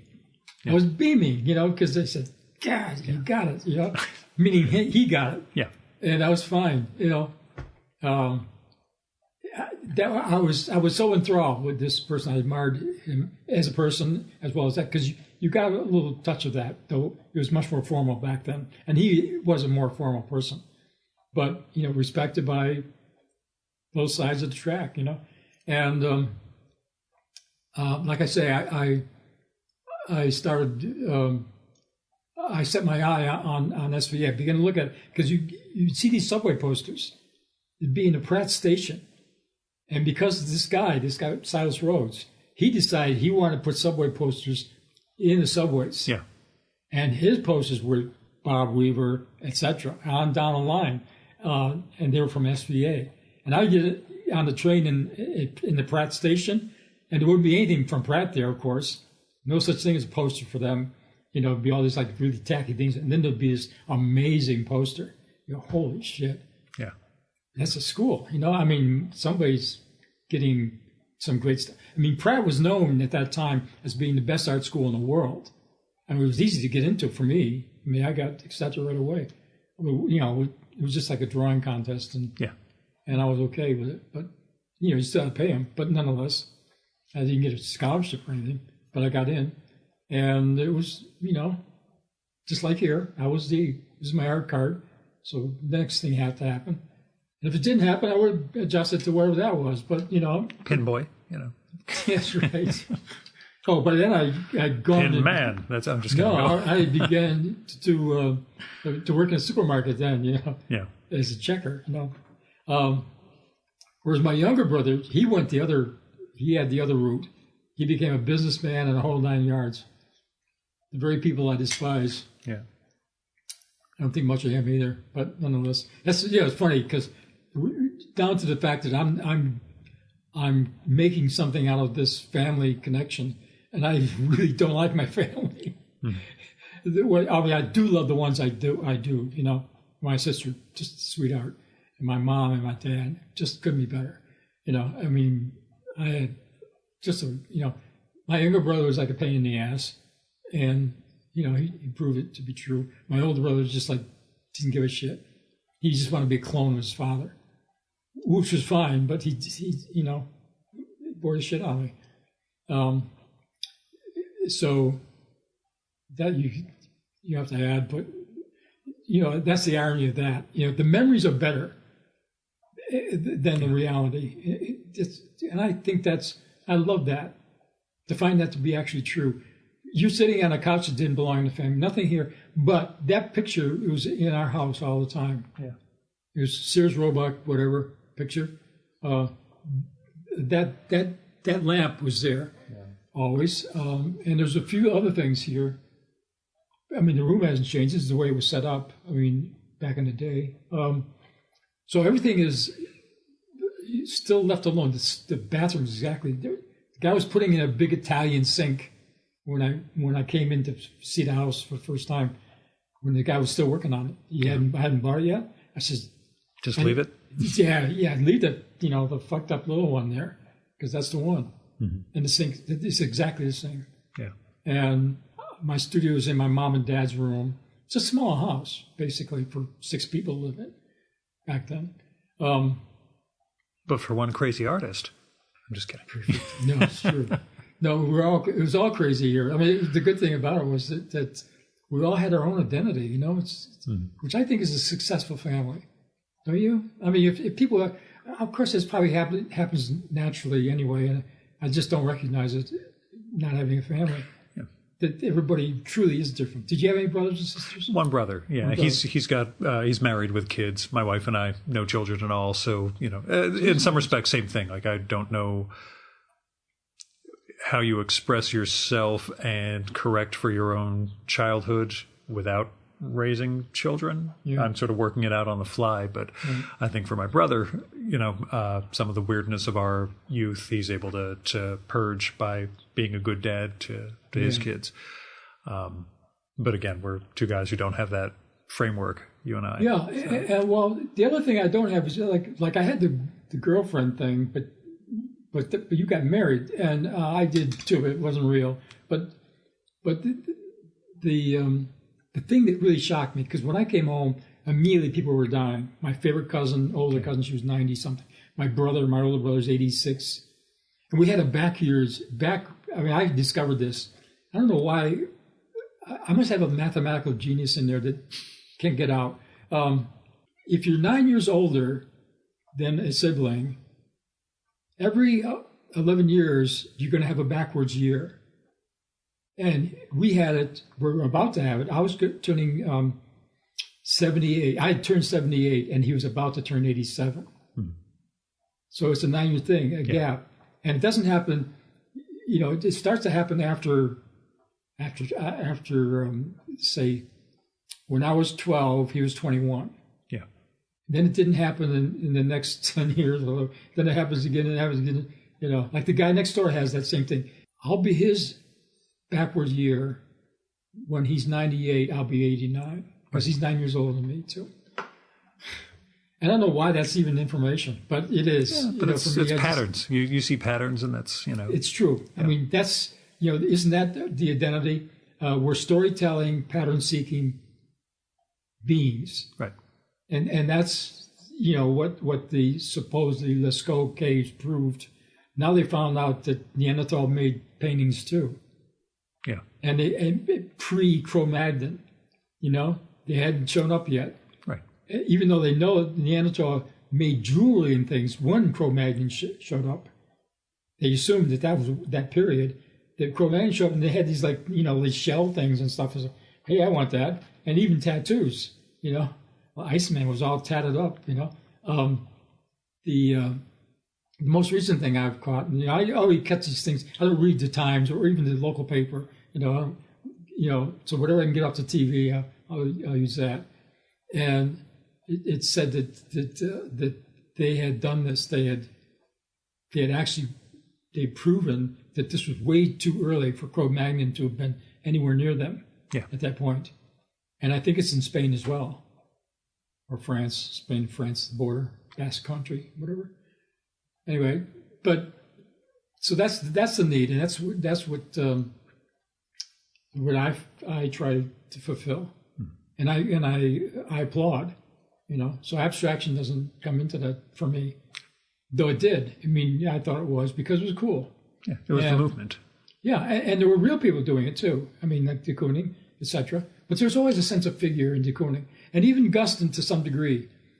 But when Guston went weird, and I just love when he did that in 1967. He left New York to do it, you know, and he'd come from. He went to high school with Jackson Pollock, which is hard to even fathom, you know. Though in fact, Jackson Pollock's brother, who was a painter, he was here first. He was here earlier, and Guston got hooked up with him during the WPA time because he did murals, and he married somebody that. No, she didn't paint. No, she did paint. Anyway, so I appreciate his life. I appreciate what he did and and his name was Goldstein originally. He changed it to Guston, or his father did. Yeah. His father was that's our family thing sometimes. Yeah. Yeah. His father was a junkman. He was a classic Jew, of immigration. Yeah. And he's from Russian Jew. And he went to Montreal, whatever. Then he moved to California. The family did. And he changed his name. Well, I think he changed his name. No, I think his father kept his name. And he became Guston. Well, then he committed suicide. Yeah. And then and Philip Guston found him. Coming home from school, he found him in the garage or something. Anyway, I'm not sure whether it had been changed before or he changed his name, whatever. It haunted him later in life, Philip Guston, making the point clear that he changed his name even. There's a real,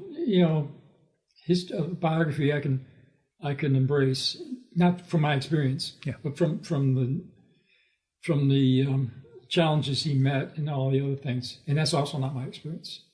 But the romance of it is. I love the romance of it. Mm-hmm. I do like that part. I do like that fictional part. That's the cool part. And the other part is that, the books. Now, and the other thing about not selling was the fact that I don't get judged either. And okay, back to the Bob Weaver thing. I went online and I saw something of mine being sold in auction. Yeah. So I go to the auction house, Kensington, it's upstate, meaning not even this far upstate. And I see that painting of that day on Coney Beach, Coney Island. Yeah. I left it behind me. I left a ton of things behind. Yeah. Because I had 50 years worth of work, and I'm not a hard worker, but it does pile up.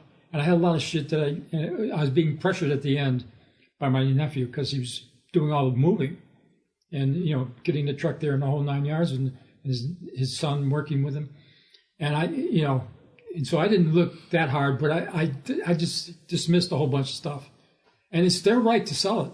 I mean, I'm not, and the way he's doing it, or they're doing it, I'm assuming, is he's selling it to auction houses.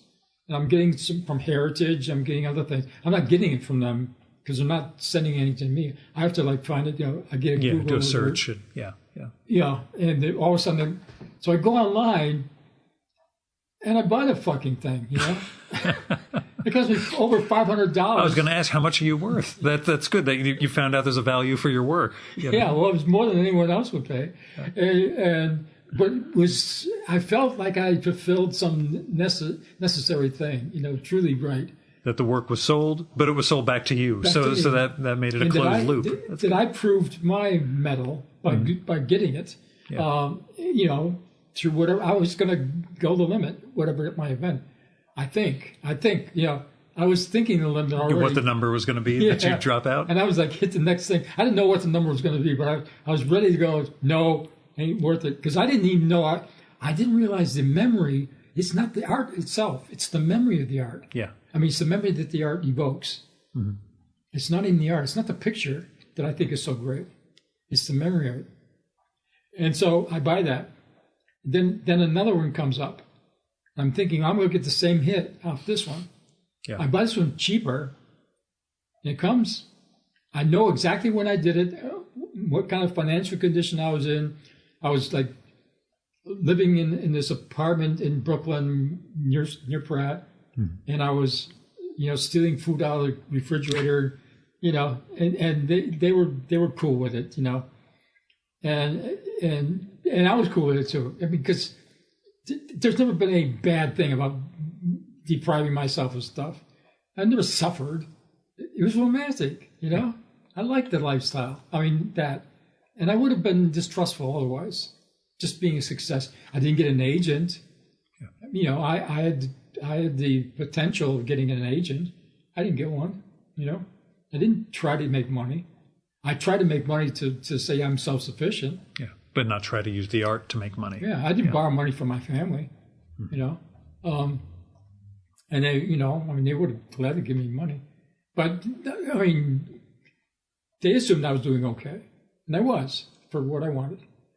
And so when it came, it comes down to, okay, selling the art, you're not just selling the picture, you're selling the memory of the picture.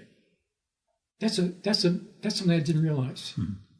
I mean, I'm a guy who works with memory, and I'm not realizing that, or maybe that's why I realized that, And I find that fascinating, that art has a whole life different than we're used to seeing. Like I'll read these outrageous, stupid prices for, for a basket or something, and go, this is crazy. I mean, the guy overdosed in Hawaii at the age of 27.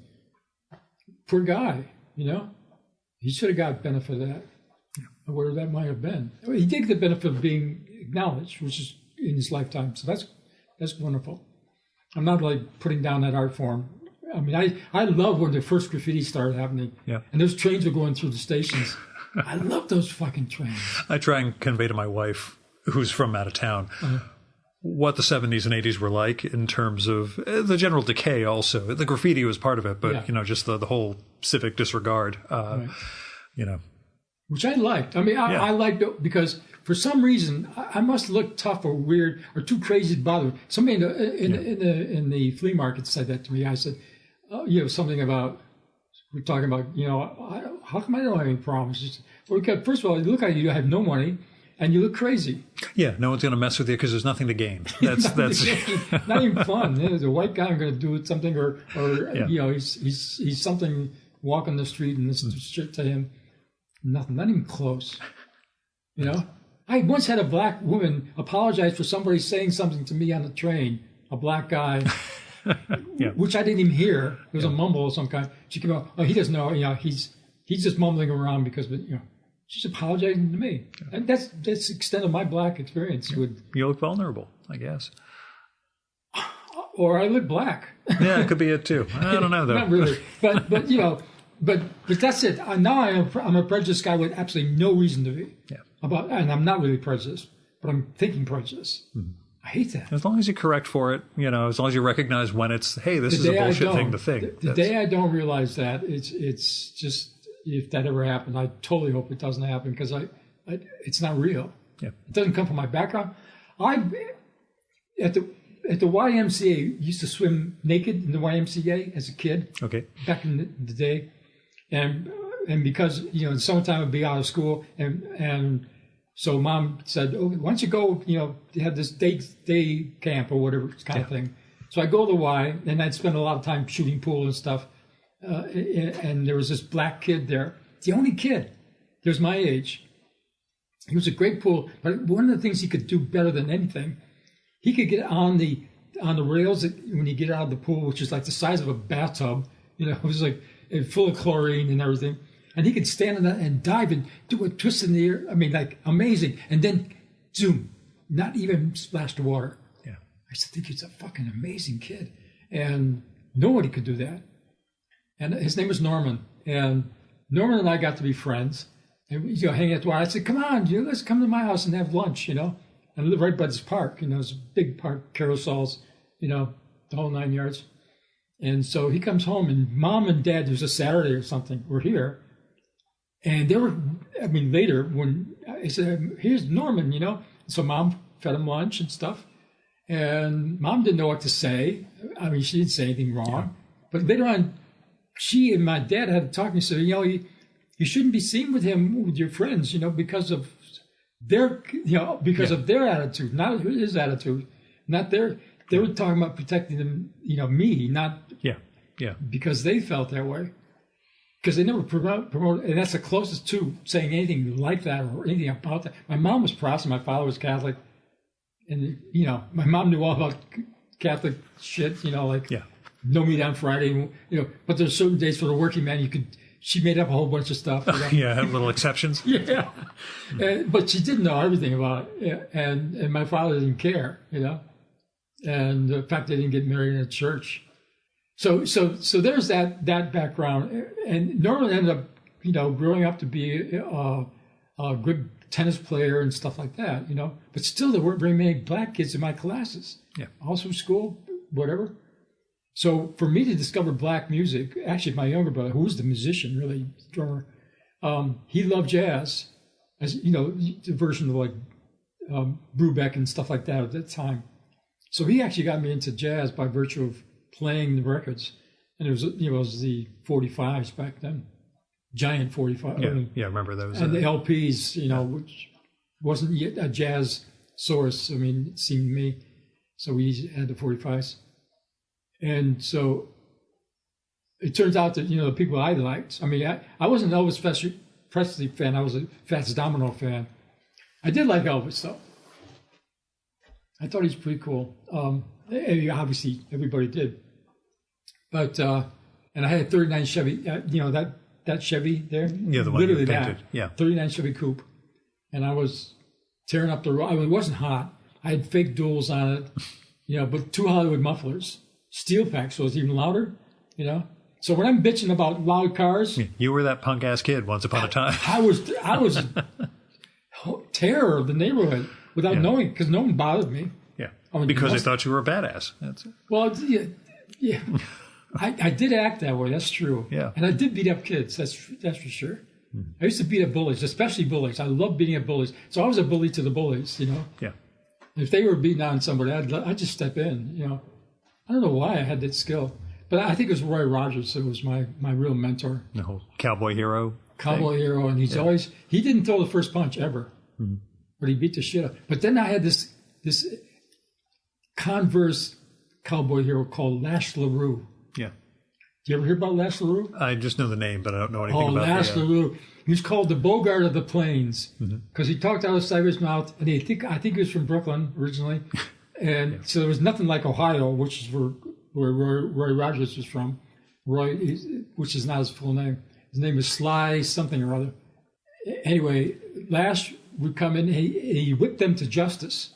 So people like draw a gun on him, and he wore black all the time. He had a black horse. You know, Roy had Trigger and wore white all the time, or something like white. He wasn't like Hopalong Cassidy, but you know, he was an old guy, so didn't take him seriously.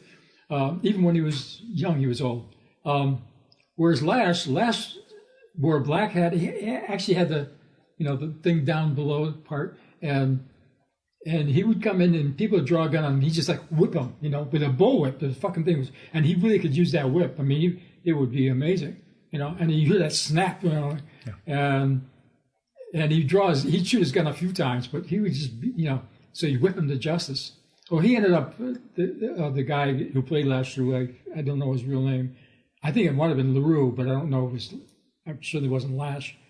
Ended up being an evangelist in Florida somewhere in the long run, you know. But, you know, they weren't great movies, but they were. You got them at the right time. They were formative, and they give you that notion of I mean, truth and justice. They were perfect balancing acts, you know. Like it's like Superman, which was born the same year I was born, 1938. That's when, I mean, he was born before in Cleveland. Yeah, but when they started publishing them. Publishing for the first time in 1938. And I don't know if it was called Superman. No, it wasn't called Superman. It was Action Comics, the first one. Yeah, Action, exactly, with the car. Yeah.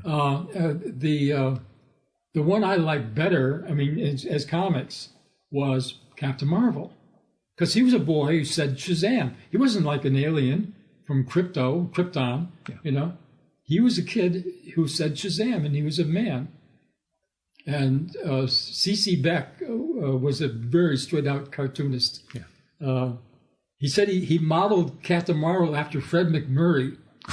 yeah, I could see that with the face and those little lines. And that's during the time of Double Indemnity. It wasn't like My Three Sons, Fred McMurray. Yeah. It was, Double Indemnity. Back when he was, with Barbara Stanwyck. It was a great, probably the earliest film noir, you know, about 43 or 44. And Dr. Sylvania, and, he was funny, and then he got way too many everything, like Captain Marvel Jr. Oh, yeah, once you have to extend the franchise, things go off the rails. But, his early, that Smithsonian book of comic book comics has the C.C. Beck, it has the Monster Society of Evil storyline, and it's just hysterical. I mean, it's just, it's great superhero comics, but it's also funny. That's it. The funny part. Yeah, I mean, you knew that he was having a good time. He was prop art before pop art. Yeah, totally. He was enjoying himself. The artists, the office must have been fun to be around that office. If he worked in an office, I don't know. He sounds like he was kind of a loner himself. But my other favorite was Stardust, which I found out much later. I mean, Paul. The Fletcher Hanks stuff? Yeah, Fletcher Hanks. I mean, Art Spiegelman had no clue about Stardust. And Francois said, this is amazing, because he knew everything about comics, but he didn't know about Stardust. Yeah. And I was going to these conventions in the 70s. And I said, I like these old, because I was beginning to realize I like the old comics. Because I was doing a picture with Superman in it. Because I was into my pop art stage. Yeah. Still wasn't me, but it was like using But you were evolving. Yeah. And I was thinking of, it was more a storytelling than it was pop art. It wasn't like, okay, you fill in the blanks. This was like, the blanks were filled in for you. You just follow the dotted line, Right. And it was deemed acceptable in my art going brain that I could do these things, and it was about my real childhood, literally. But I didn't want to. I did do Superman, but I wanted to do Captain Marvel, and I couldn't find a Captain Marvel comic book to save my ass. I was going to all these used stores in New York, all the porno stores and stuff, trying to find Captain Marvel. Well, I was a familiar visitor anyway. Yeah. But not this time. I'm actually just looking for a superhero comic. Right. Yeah. So, I mean, I was 42nd Street during the time that 42nd Street was like 42nd Street. The I Peep remember. Show. Yeah. What's his name? Black. The Peep Show one. All of them were, but Blackjacks it was called. Yeah. It was right in 42nd Street, right across. During the time before Taxi Driver, but no. Even in the 70s, it was still. Yeah. I didn't see Sybil Shepherd anywhere, but it was there, in the sense that was a real thing, and it was pulled off perfectly, I mean, the fact that De Niro had no clue that girls wouldn't go. I did take a girl to a porno place once, but it was fine. She was just curious. But anyway, CC back. You weren't able to find Captain Marvel. So I had shifted allegiances by that point, because Superman was on the radio every day after school time with this great voice guy. I can't remember his name now. And it was sponsored by Kellogg's Pep. And we ate Kellogg's Pep because at the bottom there'd be a pin. You had to get the prizes at the end. Yeah. And you used to have cutout airplanes where you had to punch them out. And it was for identification purposes only they'd have written on it. In other words, you can't fly this fucking thing, Yeah. And so I put it together, not reading that part because that's way too fine a print for me to read or want to read. And so I would put the things, slide the Spitfire, Supermarine Spitfire wings through and throw it and crash. Meanwhile, my older brother is building these balsa wood, paper stretched planes, which really took. That could actually glide a while. Well, he didn't use them for that. I mean, later on they could, he put them on strings from the ceiling. And his room, because he was the oldest one, he had his own room, had a couch, which was a bed, studio couch they called it, but it was really a bed with a good mattress, and his Boy Scout stuff there and stuff like that. So I would go and lie in his bed and look at the ceiling, and it was fascinating because there'd be all these beautiful planes. I mean, Supermarine Spitfires and Flying Tigers and all these planes that he'd put together, with X-Acto knives and, the glue and careful stuff, and so no, they didn't do the motor thing, at that point. But I think they also used the same kind of material. There's a place called Kern's Hobbies Store, which was right across the ridge here, and I would go there and get lanyards, materials to make, things for whistles and stuff when I was at DeWy. So I got full use of it. In Boy Scouts, I couldn't last because I couldn't take orders, Yeah. So I never got to be first class scout. I was a tenderfoot forever. Not forever. I just left it because Got your losses. Yeah, well, yeah, because it was all discipline crap, and then I was in the ROTC because I had this military need. I had to fulfill this military need of some kind. Didn't want to be in the military because I couldn't handle the bullshit you had to do. So I was going to be a second lieutenant, I thought. And I got the only blackball or whatever black marks to kick me out of the ROTC. I would put the guns, I call them guns, together in the wrong way because it was fun. And, they would get mad at me and, I wouldn't ruin them, but, they open up the M1s they had then, and there'd be this mess. And, I looked okay in the uniform though, I wore the uniform. But again, if the barrel's pointing the wrong way, it's yeah. Yeah, it just sort of made it clear that I'm my own show and I cannot work in an audience faction, It's something I actually said to Gary when he put that interview online with me, Gary Groth. He'd come to my house, in New York. Yeah. People would show up all the time. The only person I did a podcast with is Robin. Oh yeah. I was going to listen to his yesterday, but I didn't get a chance on that. Oh, you would have died. It's way too long. I mean, it's fine. We're over 2 hours at this point, so Oh, okay. So what happened was, what was I going to say? Gary dropped in. Oh, Gary had dropped in to interview me. He had a tape recorder going and stuff, and then he wanted to put an issue out all of me. I don't know why, because he would drop every once in a while, Yeah. when he's in town, because he's going to see somebody, like I can't think of any names now. But, Panter, Spiegelman, guys like that. Yeah. Well, also he'd go and see like historic people, like Spider-Man guy. Ditko. Yeah. Yeah. And, tell me stories about Steve Ditko and who was my favorite of all the Marvel people. I mean, I wasn't a Jack Kirby fan. I wasn't disliking him. He just was like, I've been there and seen that before. But when Ditko came in, with Doctor Strange especially, like he could begin the whole universe. Doctor Doom could like restart everything, or whatever it was. Strange, yeah. Yeah, I mean, and then he would draw these amazing like acid-driven images, basically without. Yeah, I think he was square, but he could imagine that. Yeah, I mean, I didn't see him at that time, so I had to buy used versions. My Second Sunday things, I would go and buy, any of the Spider-Man and Ditko stuff. And of course, Patrick turned me on to a bunch of different people too, because he was already into heroin. I mean, I never got into heroin. It was a little too smart for me. Crazy Cat and all that? Yeah. I mean, I liked it, but it was like, I kind of seen that in some other version of it, Thomas Nast or whoever it would have been. There would have been somebody that was keeping tabs with the world of art in some form, which is great. I mean, I'm glad he did it. I mean, I'm glad he influenced Patrick the way he did. I mean, but not every. You can't be influenced by every artist. No, you can appreciate why they are accepted. Yeah. So I didn't turn against Superman. There was just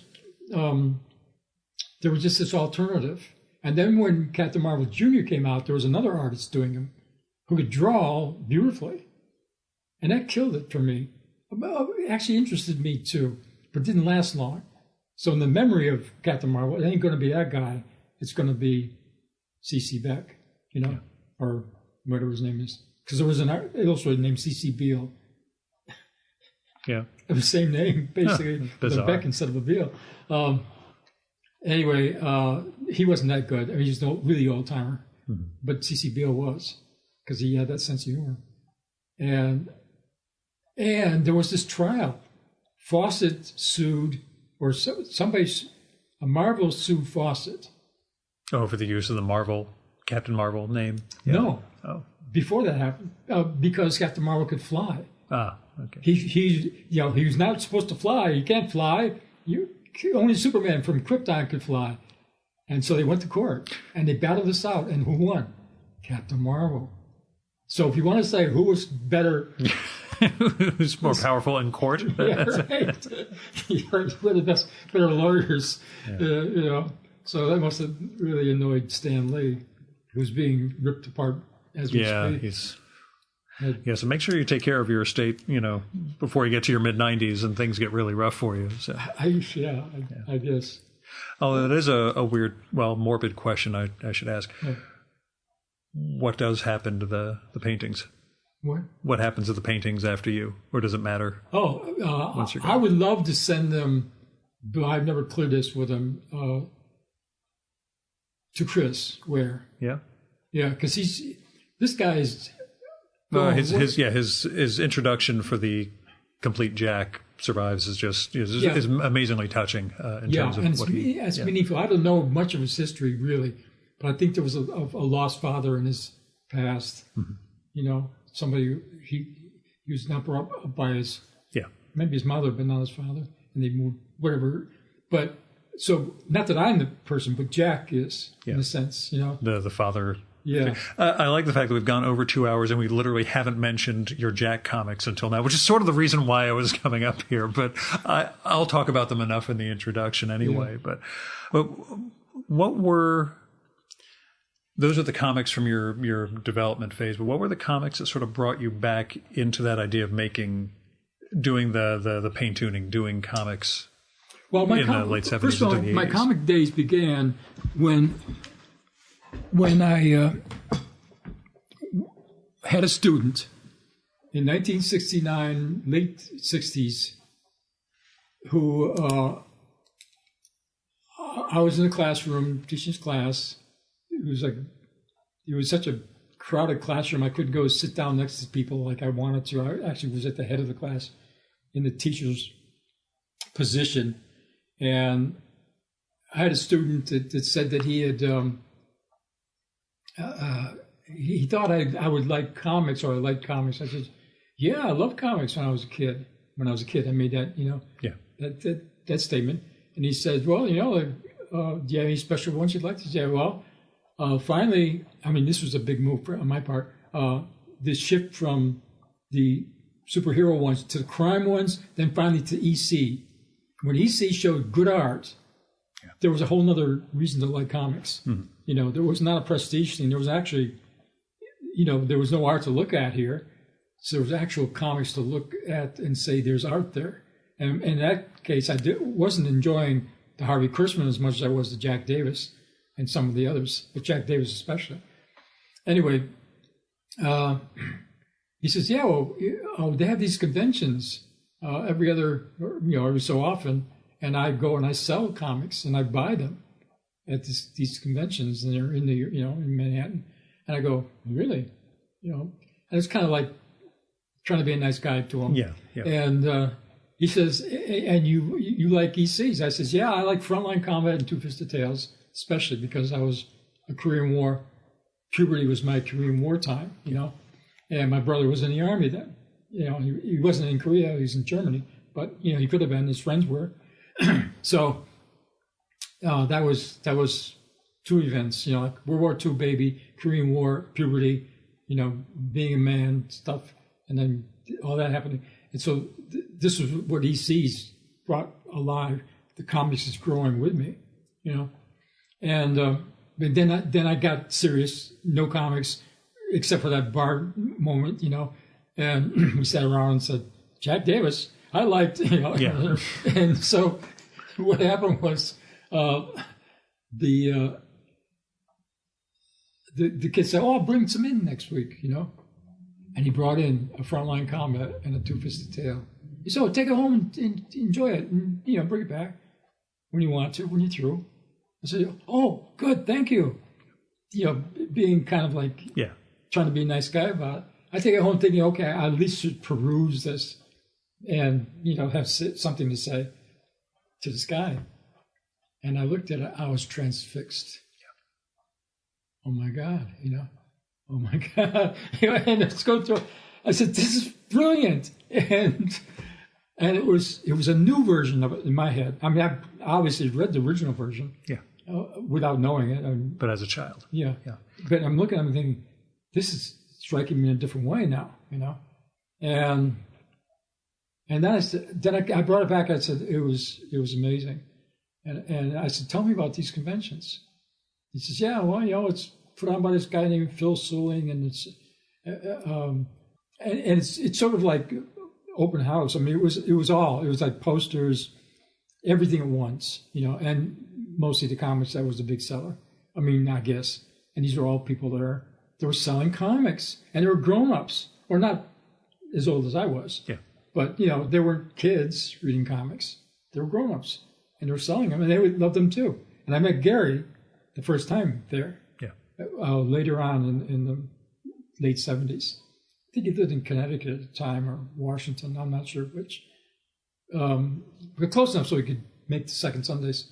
And he turned me on to different illustrators, Krushenk, people like that, who did these books, did Alice in Wonderland or whatever it was. He said, you should read this, And this guy was, like, he's 62 and I'm 80, so he's 18 years younger than me then. And so, anyway, my girlfriend was going, Jill. She loved to collect things too, Makes me sad. But I fill you with so much regret today. I feel terrible. No, in a way that's been good for me, because my Jack stuff and all that began after that scene. It wasn't a scene even. Yeah. And Jack is the beginning of my true personal art. I think all the stuff before that was wannabe painting and wannabe illustrator and a good teacher. I was a good teacher. I really will never cut myself down for that, because I wasn't the teacher I had. Sure. I was whatever, and that teacher probably wasn't the teacher I decided they were either. You were the wrong guy at the wrong time. They were, exactly. So, but I did have some great teachers that I will never forget, and Robert Weaver is one of them. In any event, and one day I was looking through. It wasn't Gary at this time. I was looking through somebody's old, comics. And this guy says, you like this, like, old, weird-looking comics? I says, yeah. He says, I got one for you. And he pulls out Fantastic. And there's Stardust, Yeah. I'm going, really? I'm thinking, I shouldn't even like this. This is so good, It's just way too good. Meaning, it was C.C. Beale or Beck. Yeah. C.C. Beck. And it was off the wall weird. I knew nothing about it until Dan Nadell brought up the Fletcher Hanks collections. I started that. Yeah, and that's what I found out afterwards, that you were the motive force behind all that. Well, in fact, it was in Raw. Yeah. Because our fellows completely flipped. And Karasak was working for Raw at that time. He was going to school, and he wanted to know all about whatever I knew. And then he wrote this classic book on him, told me things, how he died sadly and everything, not told me, but... Yeah, but it tends not to end well for cartoonists, so, Yeah. Well, the fact that he got rediscovered, he would by somebody, for sure. But it was me at that point. It was perfect for me at that point. And that was going, I wasn't going to make comics, but I was now feeling the need to do it. I was learning its variations, Mm-hmm. It was huge variations. And I was accepting it as an art form, but not really, because I didn't want it to become an art form. I didn't want it to go into the pop direction. I didn't want the Lichtenstein. You didn't want the comics becoming art thing, is what you're saying. Yeah, I get you. The not trying to do Lichtenstein. I didn't want the weight of, not the weight of it, but the severity of that. I was coming out of that pop culture world, basically, and I was diminishing comics. The Lichtenstein was brilliant. It was brilliant that they did that. I do appreciate that, but there was a personal connection that everybody had. That's why they were successful at that, as well as being beautiful takes on things. Jasper Johns had a variation on that, and Rauschenberg, of course. They're pre-pop, but definitely about to be pop. Warhol, Weaver's from Pittsburgh. Warhol's from Pittsburgh. they had the same manager. Fritzy Miller was their agent because he was a shoe. He was the illustration for the shoe. Yeah, he was doing a lot of. He was a successful person like that, and Weaver was too. But he was in a whole different take on that. So they knew each other professionally in lots of ways. Though we didn't talk that about it, and he didn't talk about my art that much. Well, he did say one thing that I would say nasty things to him, but he was so brilliant. He would just like blow you away with something. And one time he had a show, and he was the painter illustrator as far as I was concerned. And I came into the show, and it was on Madison Avenue, and good crowd there. And I went over to him and I said, for a painter, you make a great illustrator. I mean, isn't that horrible? I mean, you got to be an asshole sometimes. But artists are like that with each other. So, yeah. Well, I was never like that, but because I knew he has that kind of humor. Yeah. Anyway, he did it. He did me back because we were once in his house having something to drink, and he commented. We're talking about something about how good did he really think I was? Because by then I was teaching and stuff. Hmm. I hadn't done a poster yet for the school, which he had done a couple major ones. And I said, if I had a show, what would you do? He said, I'd walk in and I'd turn around and walk out. And it was nothing but silence after that. For me, I mean, because this is my God, Yeah. I mean, I just love this guy. And he said that to me. I heard him say things similar to other people, but this was me, completely forgetting that I had already insulted him earlier. Yeah, but we always throw those aside. Yeah, we only feel the ones directed towards us. Oh, I wouldn't talk to him after that. Yeah, I mean, that was terrible. And then we got, sort of together. Yeah. But then he died, at the age of 70. Mm-hmm. I mean, he couldn't see. I mean, he was having trouble. He always had trouble with his eyes. He always wore these Coke bottle glasses all the time. And, one of the things that I found is as my eyes got worse, my art got better. Yeah. I mean, I think that it got better. The fact that they're faint and stuff is for real because I'm not seeing. I put the glasses on later. Yeah. When I do my sketches, I have the glasses because they're way too small and it's not color. I totally have them on. When I do the big drawing, I sort of wear them, because I do a big drawing. Then I do 18 by 24 painting now, And of course, these paintings, I never use them, the glasses. And my, eyes have been deteriorating in a natural way. I'm 80 years old, for Christ's sake. I got my first glasses when I was 40. And I still use the same prescription for my sketching. Okay, I was afraid that it was like the 1979 sweatshirt, and it was the exact same pair of glasses from back then. That's relatively close to it, unfortunately. But there's still, I do need more for reading, but not for the art. I would never look at them with those big, or over here somewhere. I saw the. Here they are. Right here. Yeah, another pair on the other side of the table. Yeah. So, I'm getting blind looking at them from here. And that's what it's like stronger on one side and weaker on the other. Yeah. It's crazy. So all of that led you to starting to make your own strips? Absolutely. After Jill was gone, and I was well committed. I mean, she left in 1975. So I was well committed by then. So I started going to jazz concerts because I'm a loner, right? So I wasn't going to go alone, but I took my sketchbook. It was a serious-looking binder, so it didn't look like, somebody's sketching here. What the hell?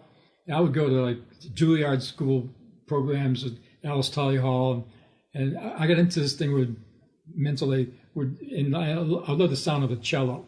Yeah. That's my favorite classical. And I like it in jazz, too, but especially classical sound. I like this richness, this lowness.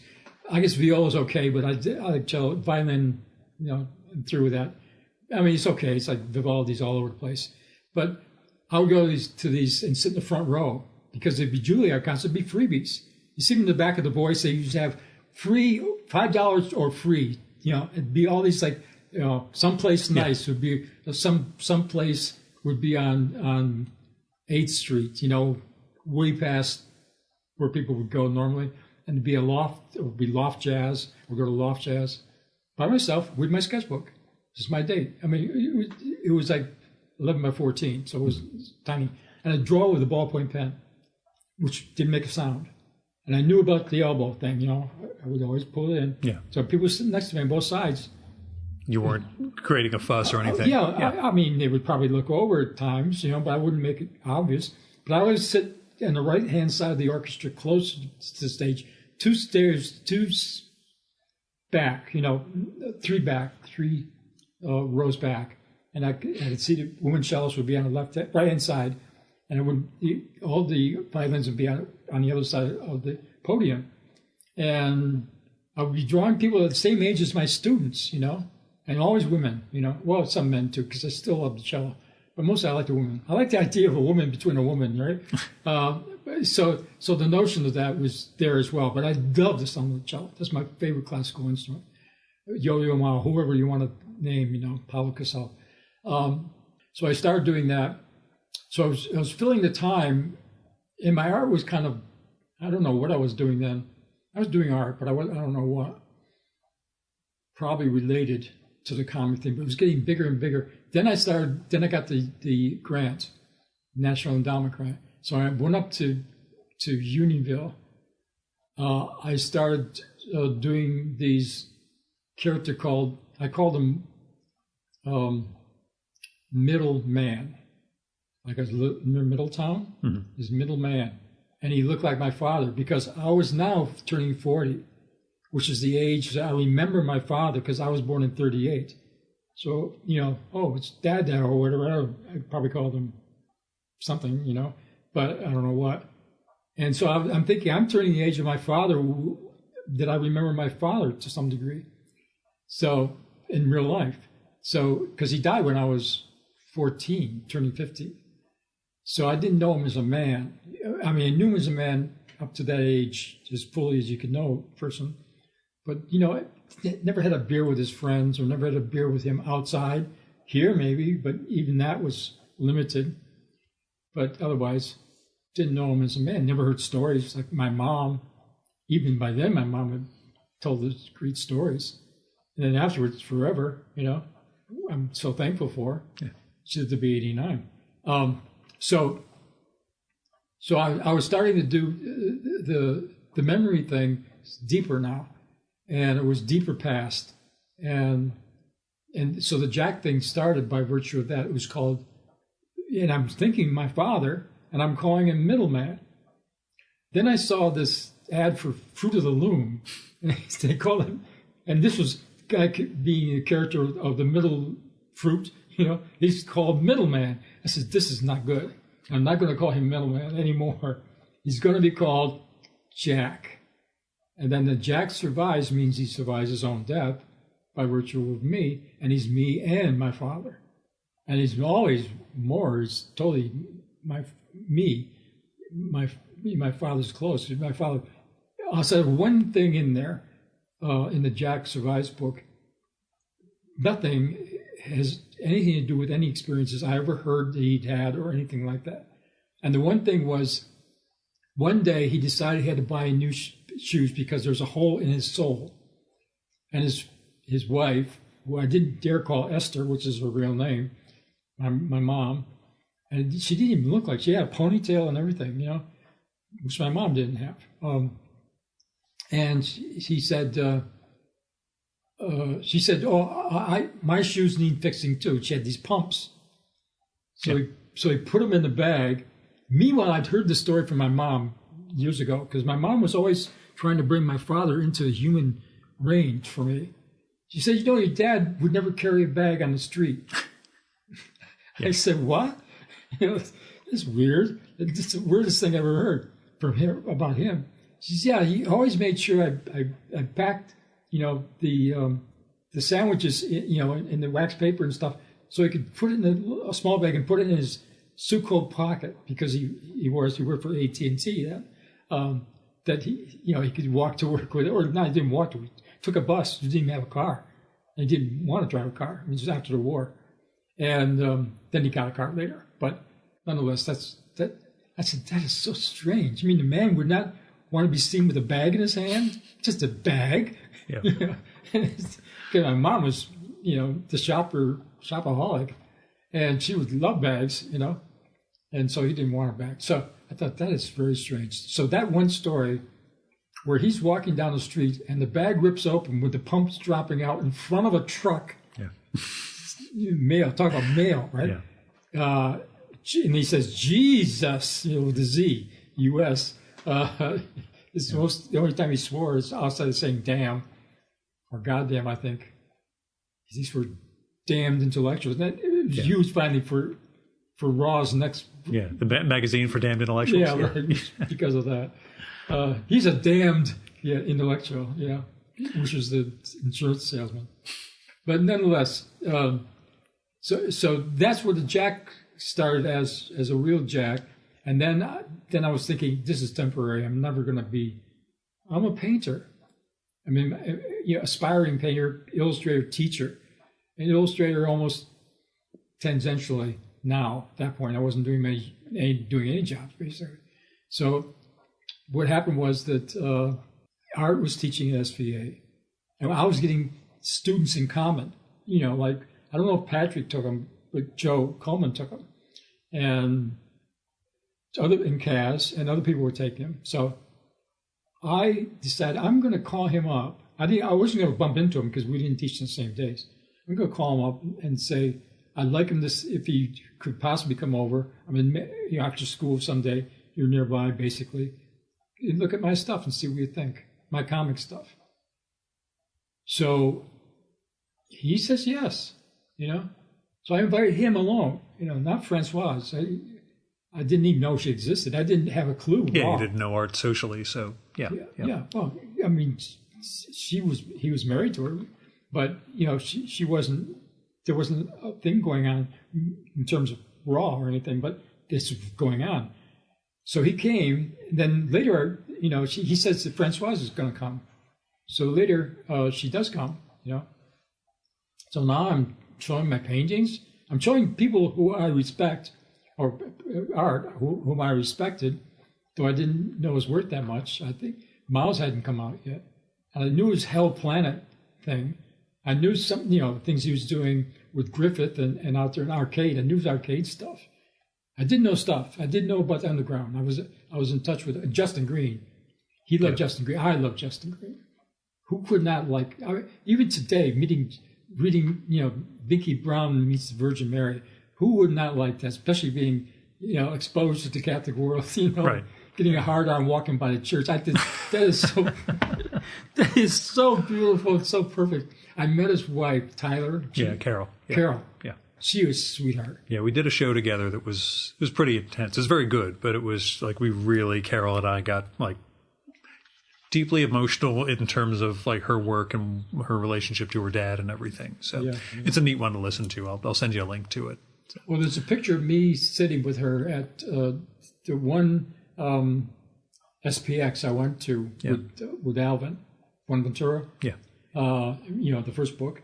And that I wasn't sitting with Alvin. I was sitting with Carol, and I was sitting with the guy that was Thompson from Fantagraphics, Kim exactly. Thompson. Yeah, he was a nice guy too. I liked him. Yeah, I'd always heard great stuff. We've met once or twice, but I never got to know him. Yeah. Just like Gary.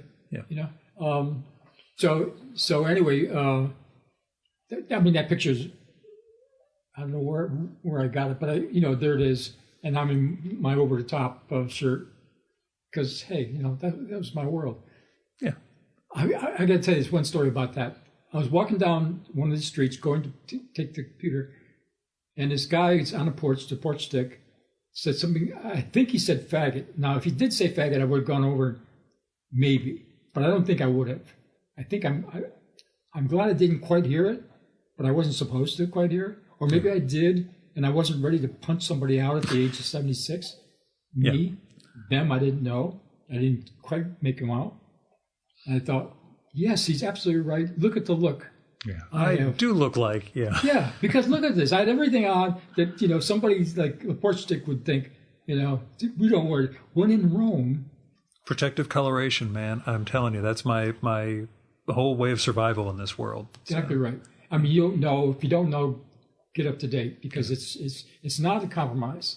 I mean, I'm dressed like a dandy right now, but I figured I was going to park right in front of your place and run in, so nobody was going to throw anything at me. But still, you know.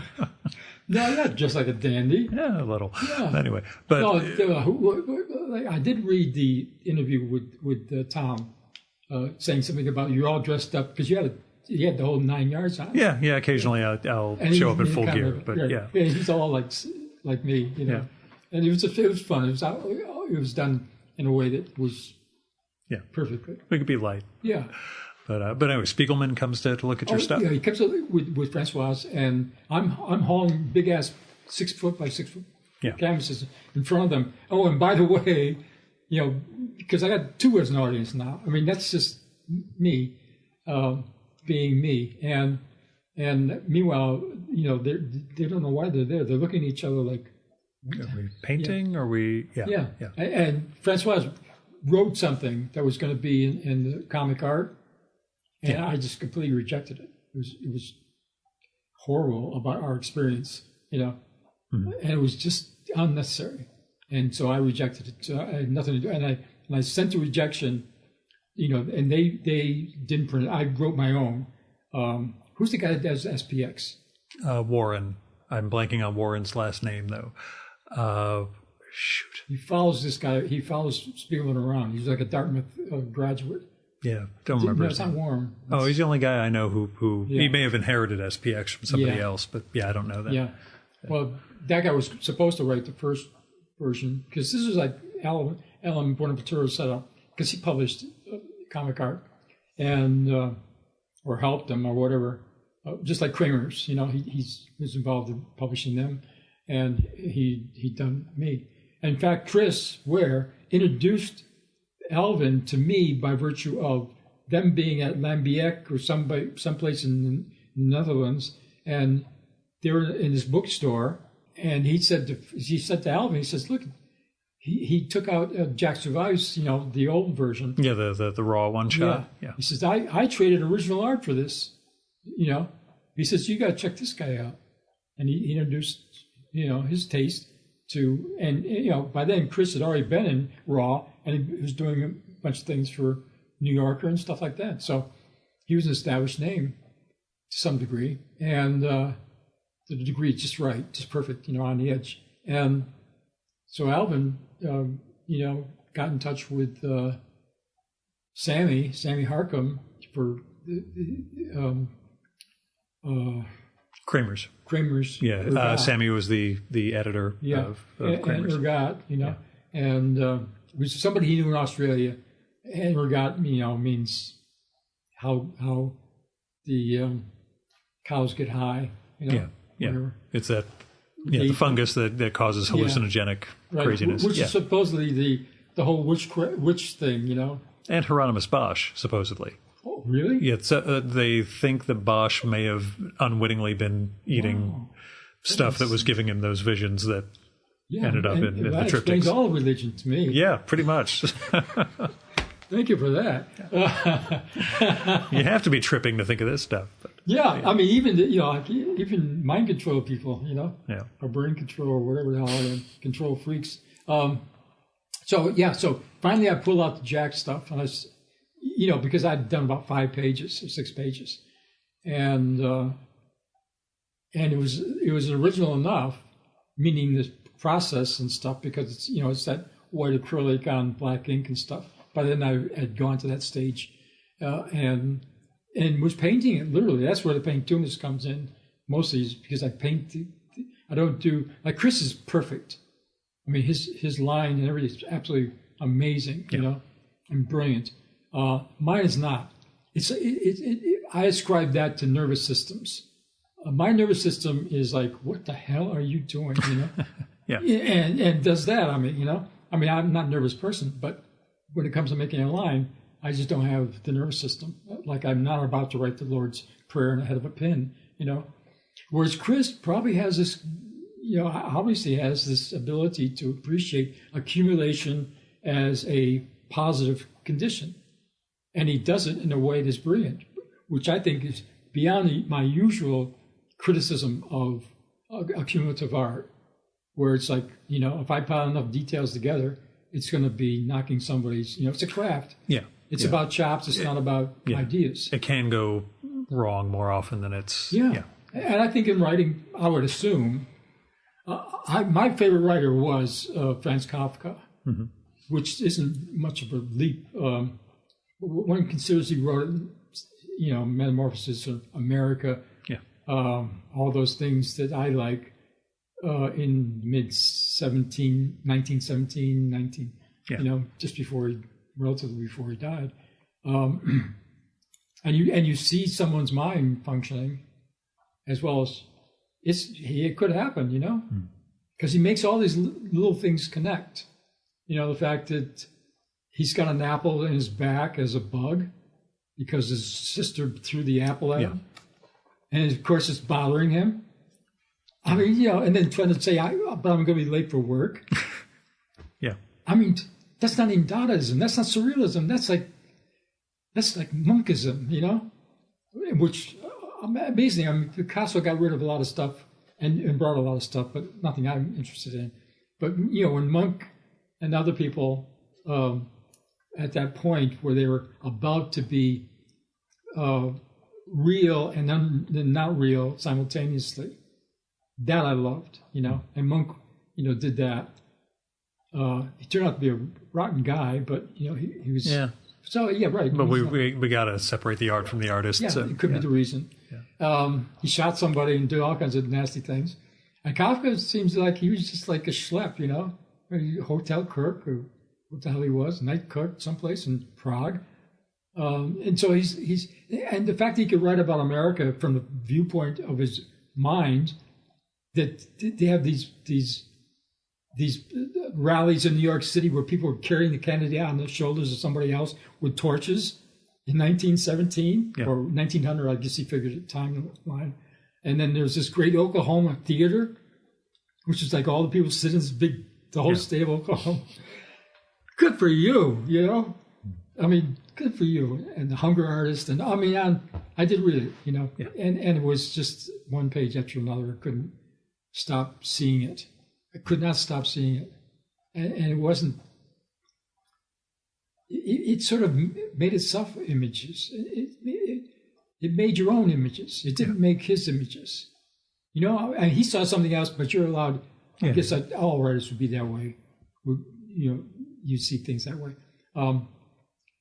And so my writing, because let me get back to what he said. Art liked the work, and Francois liked the work, and because it was the last minute, they had to go and stuff like that. So they wanted me to be in this first thing called Raw, which I had no clue to, and that's how that began. And I was doing more things and show them.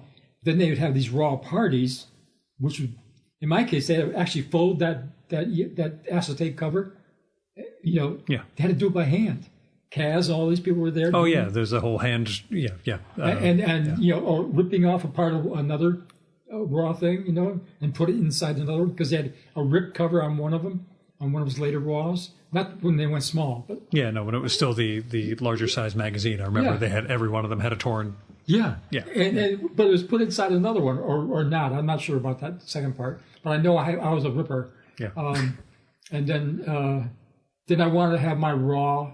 I want to have so many copies. And she says, you won't get, Francoise was in control of that. Only if we get things back will you get any copies. Mm-hmm. There was zero money. I mean, that was one of the things, that was the point. Yeah. That was, everybody understood that.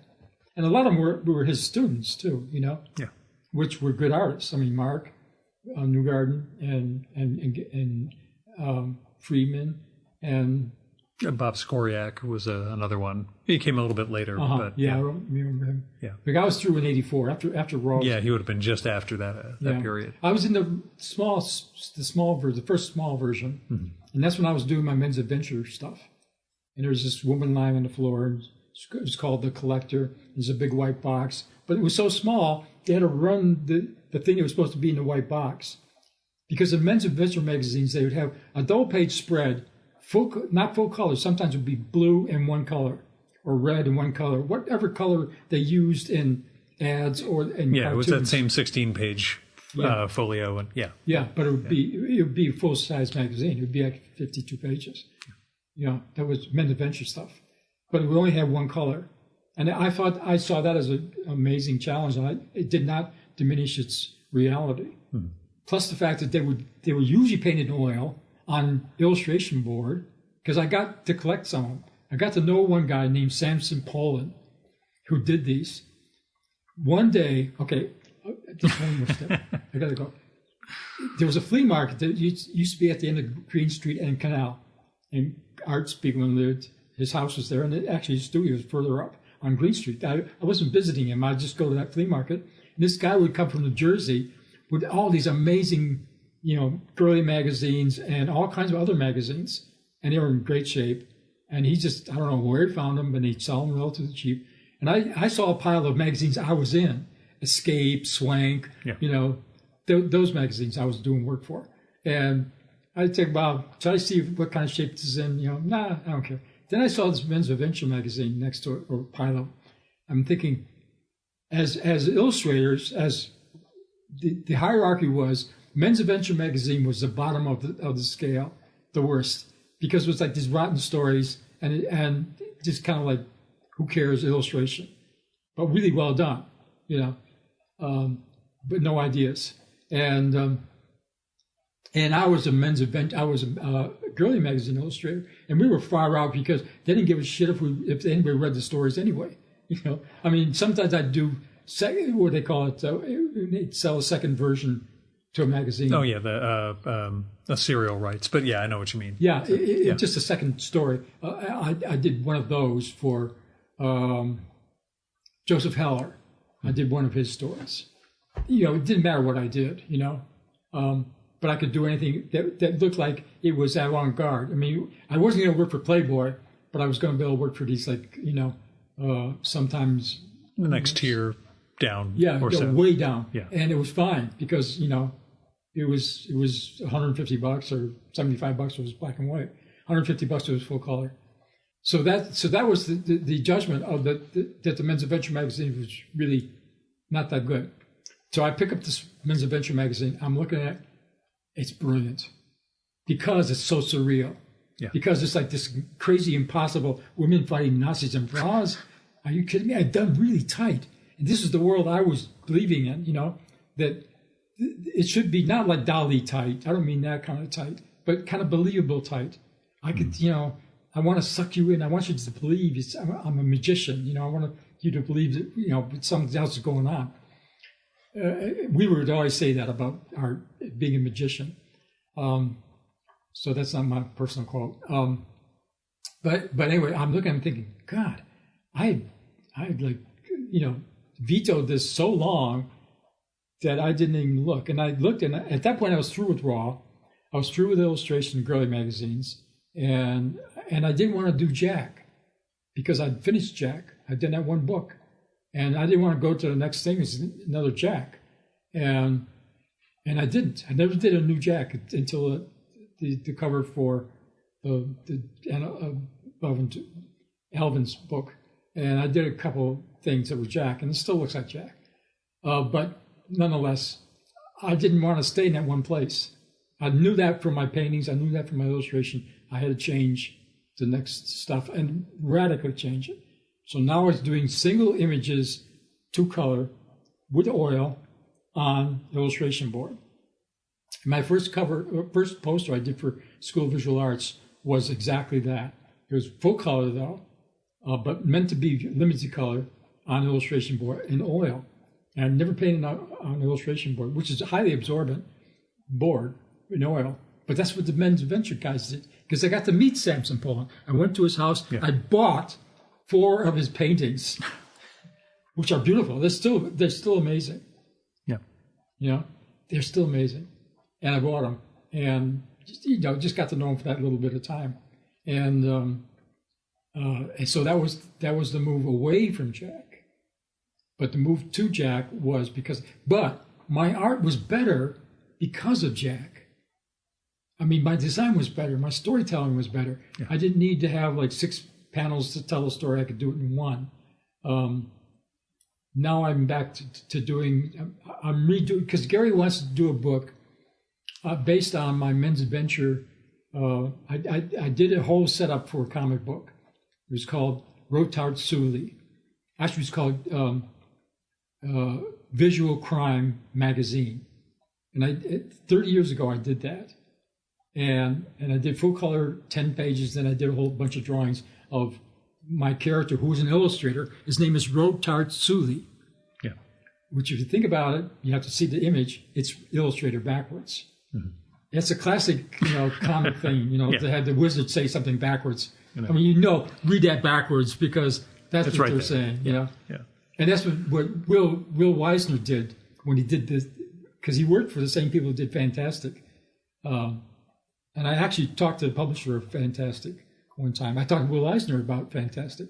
He said, well, that guy, Fletcher, Henry Fletcher, Fletcher Hanks, his name was Henry Fletcher. He was, no, it was Fletcher Hanks, I think. Yeah. Fletcher Hanks was the artist. I don't know if his real name was Henry Fletcher, but yeah. So he said he didn't say anything. He's always there at the meetings. He just brought it all done. I mean, he brought the complete package. No one else had to write anything and do anything. It was done, and he admired him for that. Will Eisner, but Will Eisner did a strip called, illustrated by Willis B. Resney. Yeah. Willis, which is Will Eisner backwards. Yeah. And, so I kind of borrow from so Rotart Sully, which I dearly love that name, is doing an illustration for a guy called the Publisher, who's a mafioso looking guy, because you only see him from the back, and he makes phone calls, and this Rotart Sully cannot visit him because he has no offices. Well, he has an office, has a phone, but he never met him. Yeah. He only talked to him on the phone. He's got a low voice. Ernie Bushmiller, I talked to him on the phone. Nancy? Yeah. He's got a gangster voice. He's talking from the Bronx because I was given Nancy to do at one point. Yeah. I saw that you'd had a tryout to draw the strip. So. But I wanted to do the late 40s version. I have about 30 original Nancys, including full page. And there's a few sluggos, because I was buying them from the printer who actually printed them. And that's how obsessed I was. This is before me doing Jack. Yeah. Because I was in that market. I was going to this comic thing, and all of a sudden, one day I was living in the country. I was getting a daily newspaper, and I opened up and I was looking for Nancy because all of the cartoons were reduced to nothing. Mutt and Jeff was gone. Nancy was the only one left. And I remember as a kid thinking, this is so disgusting. It was like bad uncle jokes, That was my feeling. But I was looking for it, and I reconnected, and then I had to have Nancy. Because they still were bad uncle jokes, but they were well done, story told and everything. So when I talked to him, Bob Weaver's girlfriend at the time was head of electric company or something. Then she went to King Features, or whatever the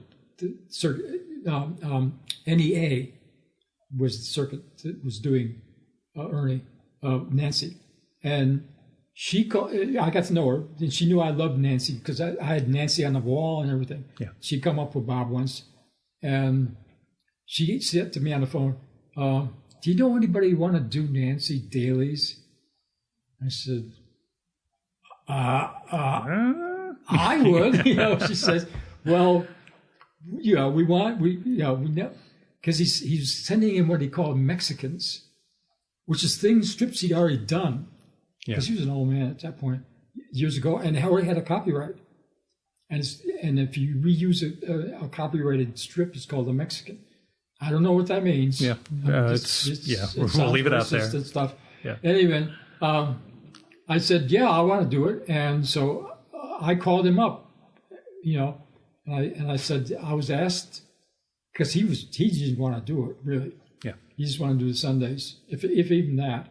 He had to be in his 80s at that point. And I talked to him on the phone. I got his wife, which I think was Fritzy Ritz.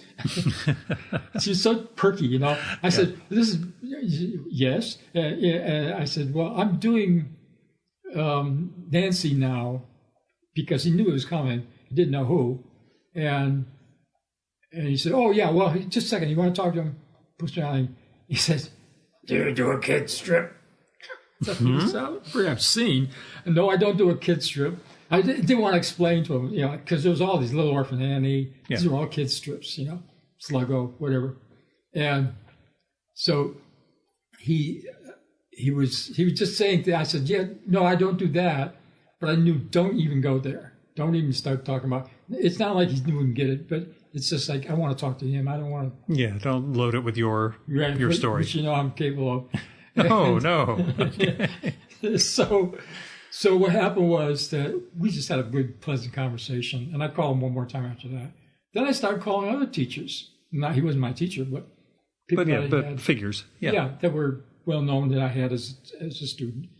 And I was seeing him physically, actually, at that point. He was still, he never was still tight.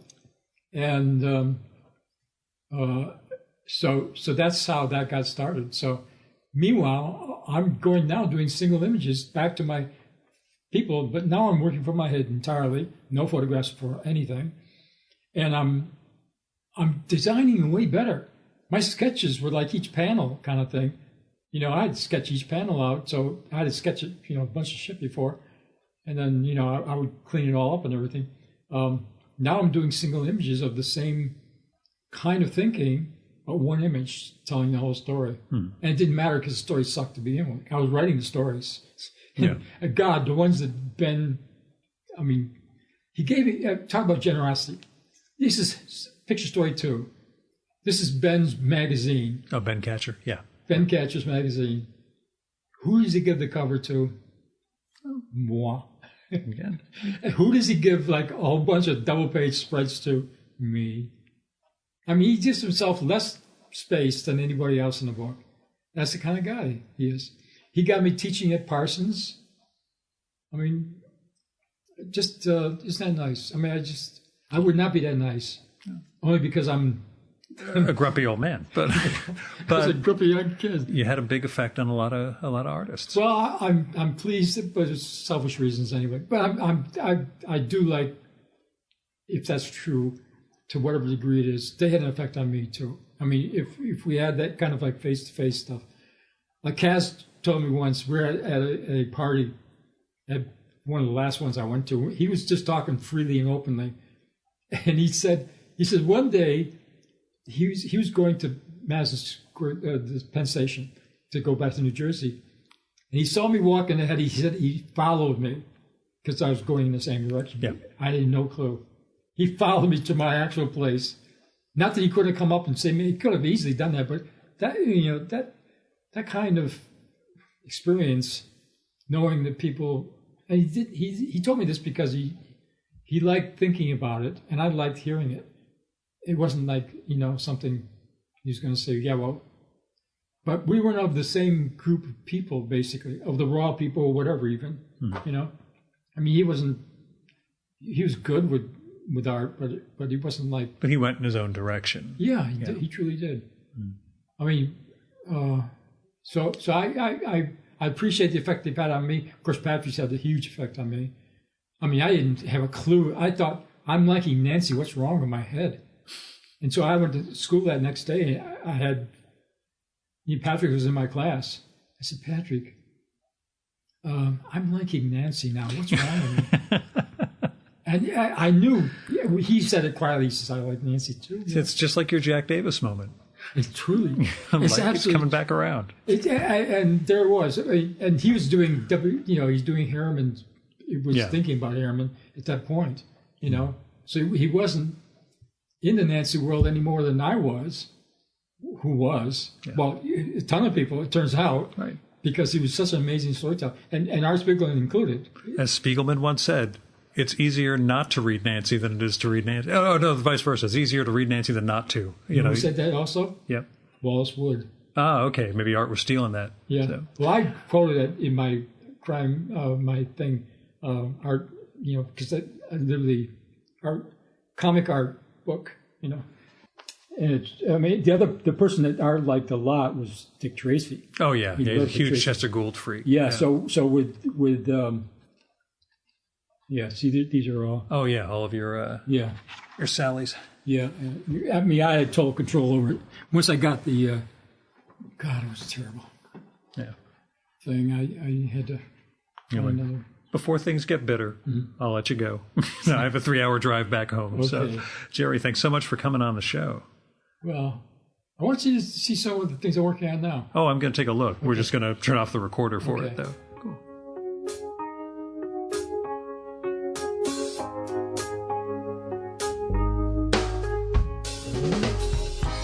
And that was Jerry Moriarty. Near as I can tell, he's got no social media presence, which is for the best. His new book is What's a Paintoonist, and What's a is W-H-A-T-S-A, all one word. It's from Fantagraphics, and it is just an absolutely compelling act of self-exploration through art. But you should also find the Complete Jack Survives from Buenaventura Press, which is an amazing piece of comic art. It also features this introduction by Chris Ware that's really a wonderful piece of writing. In fact, I wrote Chris asking for questions for Jerry. He wrote back right after Jerry and I finished. It was a wonderful email about the importance of Jerry's work. So when Jerry mentions that he wants to bequeath all of his paintings to Chris, that's going to come as a surprise, but I think one that Chris will welcome. He doesn't know yet. Now, after we finished up, Jerry showed me paintings and sketches for that new book, which is called Visual Crime, and which Fantagraphics is looking to publish this year. I'll tell you more about it when it gets closer to press through that weekly show email that I send out, where I also include notes about new work by past guests.